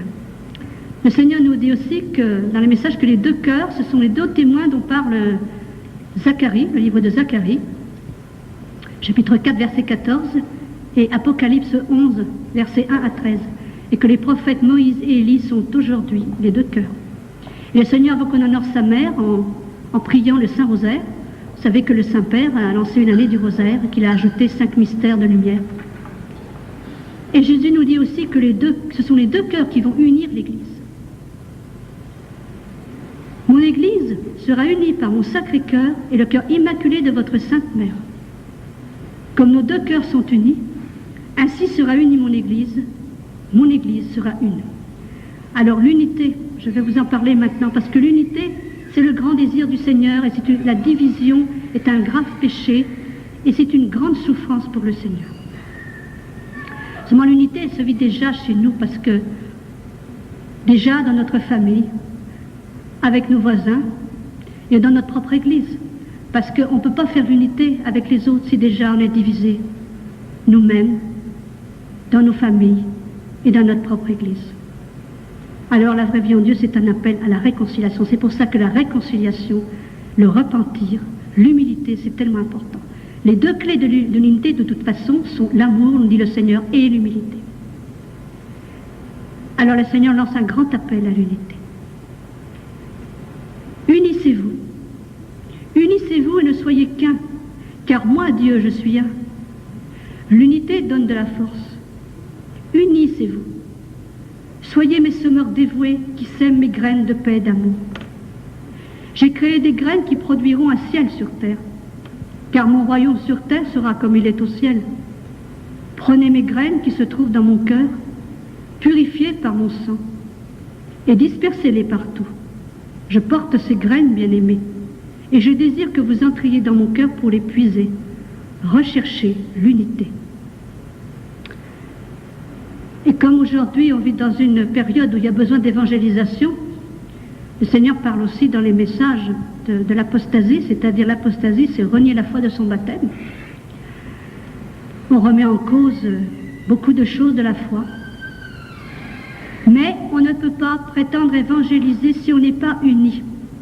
Et quand le Seigneur, dans le discours, dans sa prière sacerdotale au Père, à la dernière scène, avant sa passion, a prié en disant « Père, qu'il soit un, afin qu'il croie que tu m'as envoyé », le Seigneur fait bien comprendre que le fait que les gens croient est donc lié à l'unité. L'unité, c'est être tolérant les uns avec les autres. C'est partager nos richesses. Dans chaque église, nous avons des richesses. Nous nous reconnaîtrons un jour dans nos cœurs comme frères. Ce ne sera pas par la signature d'un traité. L'unité se fera dans les cœurs. Alors Notre-Dame nous dit, je vous donne là un message de Notre-Dame, dans la vraie vie en Dieu. J'implore mes enfants de s'unir en cœur et en voix et de rebâtir l'église primitive de mon Fils dans leur cœur. Je dis l'église primitive de mon Fils parce que cette église était construite sur l'amour, la simplicité, l'humilité et la foi. Je n'entends pas par là que vous reconstruisiez un nouvel édifice. J'entends par là que vous reconstruisiez un édifice à l'intérieur de vos cœurs. J'entends que vous abattiez les vieilles briques qui sont à l'intérieur de vos cœurs, briques de désunion, d'intolérance, d'infidélité, de refus de pardonner, de manque d'amour, et que vous reconstruisiez l'église de mon Fils en vous réconciliant. Et le Seigneur compare la division de son église aux ossements épars et desséchés de la vision du prophète Ézéchiel. Alors il nous dit, je ferai un seul corps de tous ces ossements desséchés gisant maintenant, éparpillés, dans la vallée de la mort. Oui, comme dans la vision du prophète Ézéchiel, je te pose la même question. Ces ossements peuvent-ils vivre? Non, pas sans ton intervention, pas sans que tu aies mis ta vie en eux, mon Seigneur, car ils sont tout à fait desséchés et sans vie. Je m'apprête à les ressusciter, je suis la résurrection. J'y mettrai des tendons. Ainsi les ossements épars seront joints, puis sur eux la chair poussera. Je les recouvrirai de peau et je leur donnerai le souffle, afin qu'ils vivent. Je ferai d'eux un seul corps, et je les ramènerai à nouveau à la vie. Mon esprit unira chacun d'entre vous, et chacun croira que c'est le Père qui m'a envoyé. Chacun reconnaîtra en moi l'agneau sacrificiel. Et comme le Seigneur demande toujours notre participation, il demande qu'on unisse les dates de Pâques. Parce que, vous ne le savez peut-être pas, je ne sais pas si vous le savez, mais avec nos frères orthodoxes, nous ne célébrons pas la fête de Pâques à la même date. Ils ont le calendrier julien, nous avons le calendrier grégorien. Et ce qui est très ennuyeux, c'est que le Seigneur, et grave même, nous explique qu'à cause de cela, il souffre 2 fois. Parce que nous sommes amenés à ce moment-là à célébrer 2 fois la Passion. Donc Jésus souffre 2 fois. Alors il nous demande ce pas d'unifier les dates de Pâques. Quand donc passeront-ils un décret par un vote unanime pour célébrer la fête de Pâques tous à la même date? En unifiant la date de Pâques, tu adouciras ma douleur, frère, et tu te réjouiras en moi et toi en moi, et je rendrai la vue à une multitude. Là, je voudrais prendre une petite comparaison avec la multiplication des pains, avec les 5 pains et les 2 poissons. C'est un peu ça qu'il nous demande, le Seigneur, nous donner nos 5 pains et nos 2 poissons, et puis lui, après, il fait le reste, parce qu'il a promis que si on unifie la date de Pâques, il fera le reste. Et à partir des 5 pains et des 2 poissons, à la multiplication des pains, Jésus, il a nourri toute une foule. Mais il a demandé la quote-part quand même, des 5 pains et des 2 poissons. Et notre Sainte Mère, que Paul VI a proclamée mère de l'Église, elle souffre aussi, puisqu'elle est unie au Christ, et qu'elle est mère de l'Église, elle souffre de la division de l'Église. Et un jour, Paraskevi a vu une statue, le Seigneur lui a montré une statue qui représentait, en appelait San Gérald une Pietà, notre Sainte Mère qui tient dans ses bras Jésus, mort et blessé. Et alors il commande ceci. Alors je vous cite, commentaire du Christ. Tu as vu sur ma mère son chagrin, Et tu as vu dans ses bras mon corps mort, trahi, brisé, flagellé, transpercé et crucifié. Et c'est exactement ainsi qu'est mon Église aujourd'hui. Ma mère verse sur elle des larmes de sang, comme elle a pleuré sur mon corps au Golgotha. Mais dans très peu de temps, mon Église sera renouvelée, transfigurée et ressuscitée, comme moi, le Seigneur, je fus ressuscité. Alors l'Église souffre la passion, c'est ça qu'il veut dire. Elle ressuscitera comme le Christ est ressuscité. Et il y a une confirmation de cela, on peut dire, dans le catéchisme de l'Église catholique, au paragraphe 675-677. Voici ce que dit le catéchisme. Avant l'avènement du Christ, l'Église doit passer par une épreuve finale qui ébranlera la foi de nombreux croyants. L'Église n'entrera dans la gloire du royaume qu'à travers cette ultime Pâque où elle suivra son Seigneur dans sa mort et sa résurrection. C'est un peu normal, l'Église est l'épouse du Christ. Alors unie à lui, elle passe par le même chemin. Et il nous faut aussi, le Seigneur demande bien sûr qu'on prie pour l'unité. Voilà, il nous demande, ah ma fille, prie, pour que la maison de l'Est et celle de l'Ouest joignent ensemble, comme deux mains, lorsqu'elles sont unies dans la prière. Priez pour mon Pierre, pour le patriarche, priez pour mes prêtres. Priez pour que mon troupeau soit un, comme moi et le Père sommes un et le même. Priez pour que mes agneaux retournent dans un seul bercail, sous la conduite de Pierre jusqu'à mon retour. Là, je voudrais vous adresser un petit appel de la part de l'évêque de ce lieu. Monseigneur Bagnard a demandé aux organisateurs qui sont venus le rencontrer de prier pour lui. Alors, je vous le confie à votre prière, ainsi que tous les prêtres de ce diocèse, les religieux, les religieuses, tous les consacrés, et tous les évêques d'ailleurs, et notre Saint-Père le Pape. Maintenant, un message pour les prêtres. Le Seigneur dit à ses prêtres, « Je vous le dis, aimez mon Église comme je l'aime et comme je me suis moi-même sacrifié pour mon Église, pour la rendre entièrement sainte. Vous aussi, mes prêtres, sacrifiez-vous pour elle. Imitez-moi. Cela, je vous le dis à tous, et je sais que mes brebis qui m'appartiennent écouteront ma voix et ne me feront pas défaut. Rappelez-vous, je vous ai choisi par mon esprit sanctifiant pour me glorifier. Je vous ai choisi depuis le commencement pour être les robustes piliers de mon Église et pour vivre avec foi dans la vérité.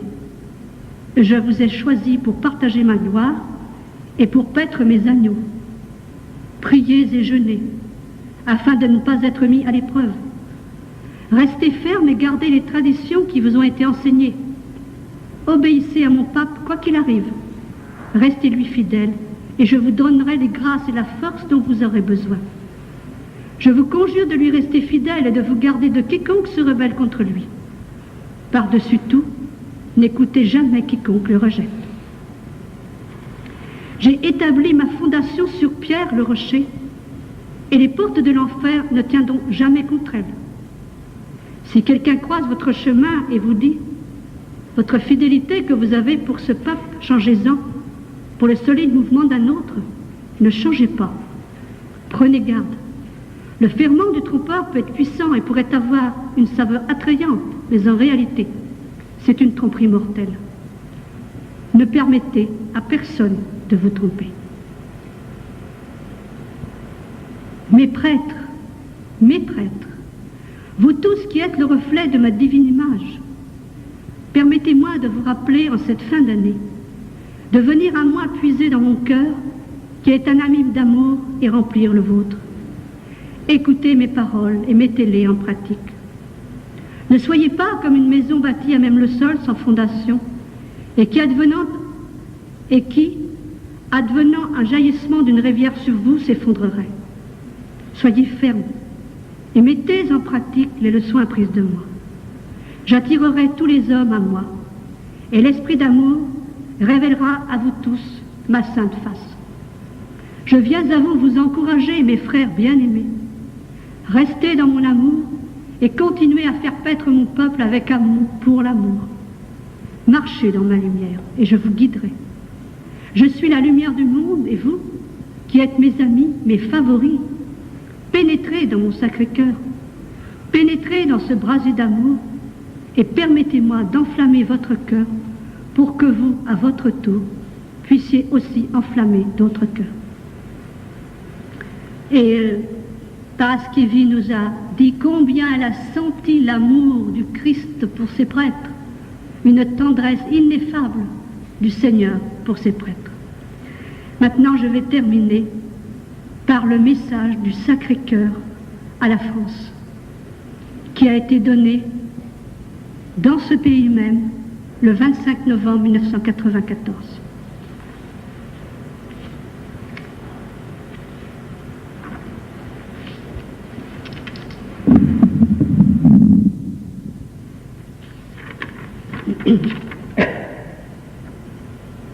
En ces jours, je me suis revêtue de toile de sac pour manifester mon chagrin. N'as-tu pas remarqué, comme j'ai pris le désert à la recherche de ma fille aînée? Aujourd'hui, si j'ai pris le désert à ta recherche, c'est afin de mettre à l'épreuve l'authenticité de ton nom, puisque tu as été choisie la première pour répandre mon amour. Je n'oublierai jamais combien tu étais ma fierté et mon orgueil, et combien tu avais été obéissante. Qu'est-il advenu du zèle ardent que tu avais auparavant? Jadis, j'étais attrayant pour ton cœur. Comment as-tu pu oublier toutes les grâces que tu as obtenues de moi hier encore? Fille de mon Église, tu es héritière de mon royaume. Je suis venue à toi pour raviver ta dévotion à mon Sacré-Cœur au travers d'une promesse. Don de mon Père, jadis gardienne de mes intérêts, ne m'oblige pas à dire ma propriété a été vendue.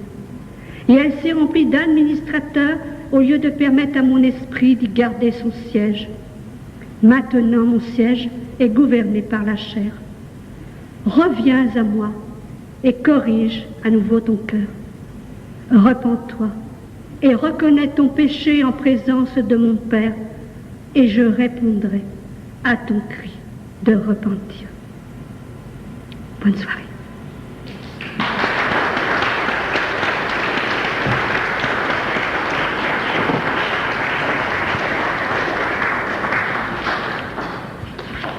Je suis tout à toi, Marie, Vierge sainte. Tout ce que j'ai, Marie, Vierge pure, sois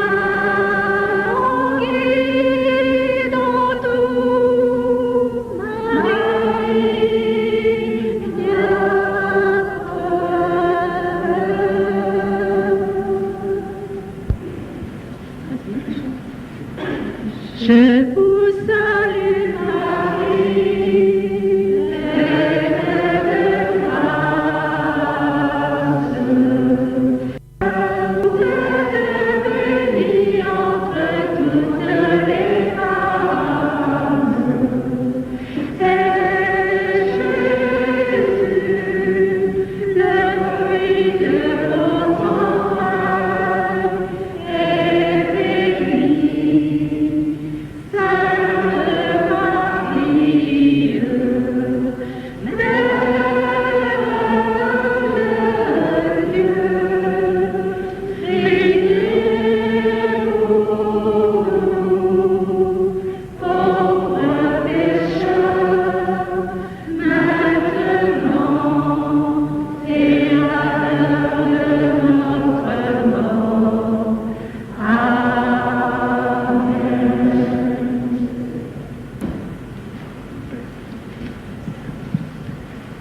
Je vais vous donner la bénédiction mariale qui est tout ensemble une prière, une consécration à Marie qui fait suite à celle que nous venons de lui faire, en même temps que un exorcisme et une bénédiction sur notre âme et notre corps et sur tous les nôtres.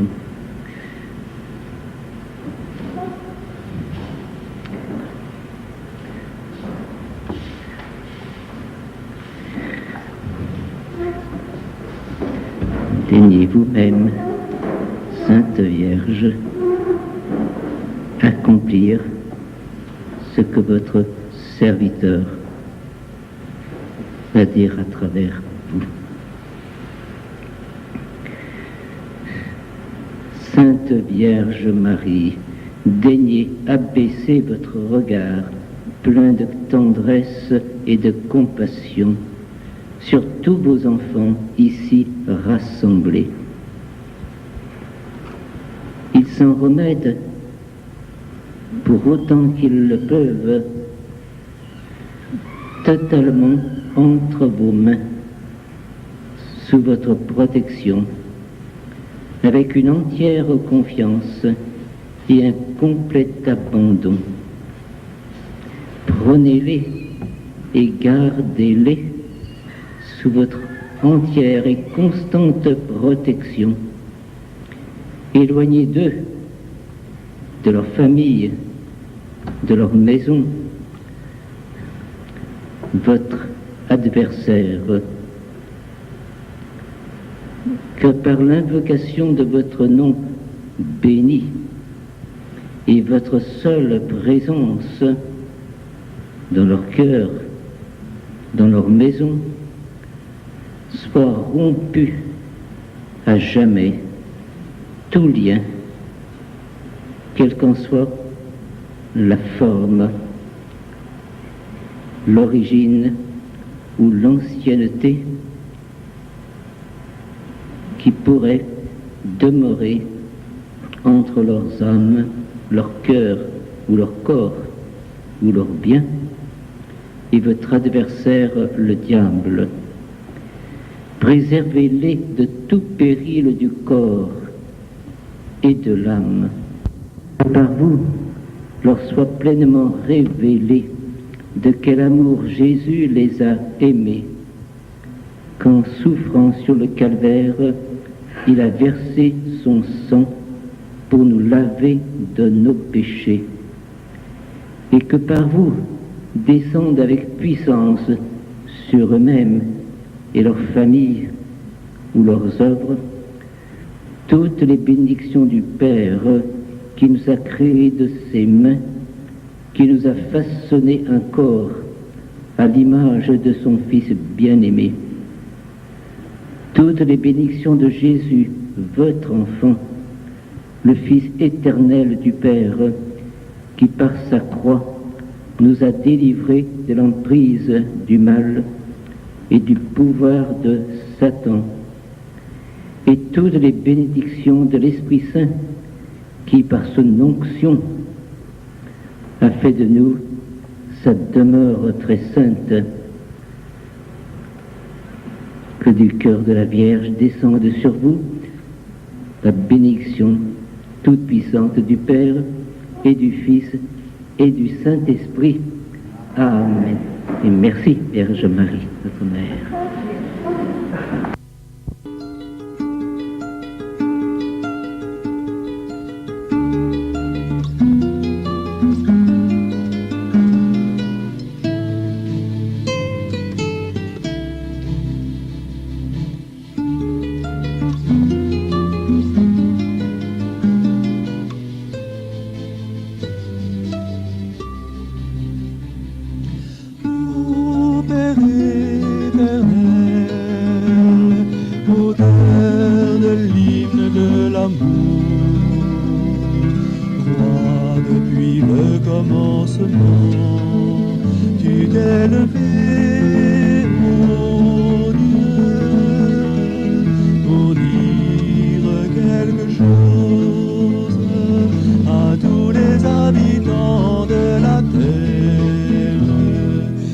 de l'immensité de ton amour et de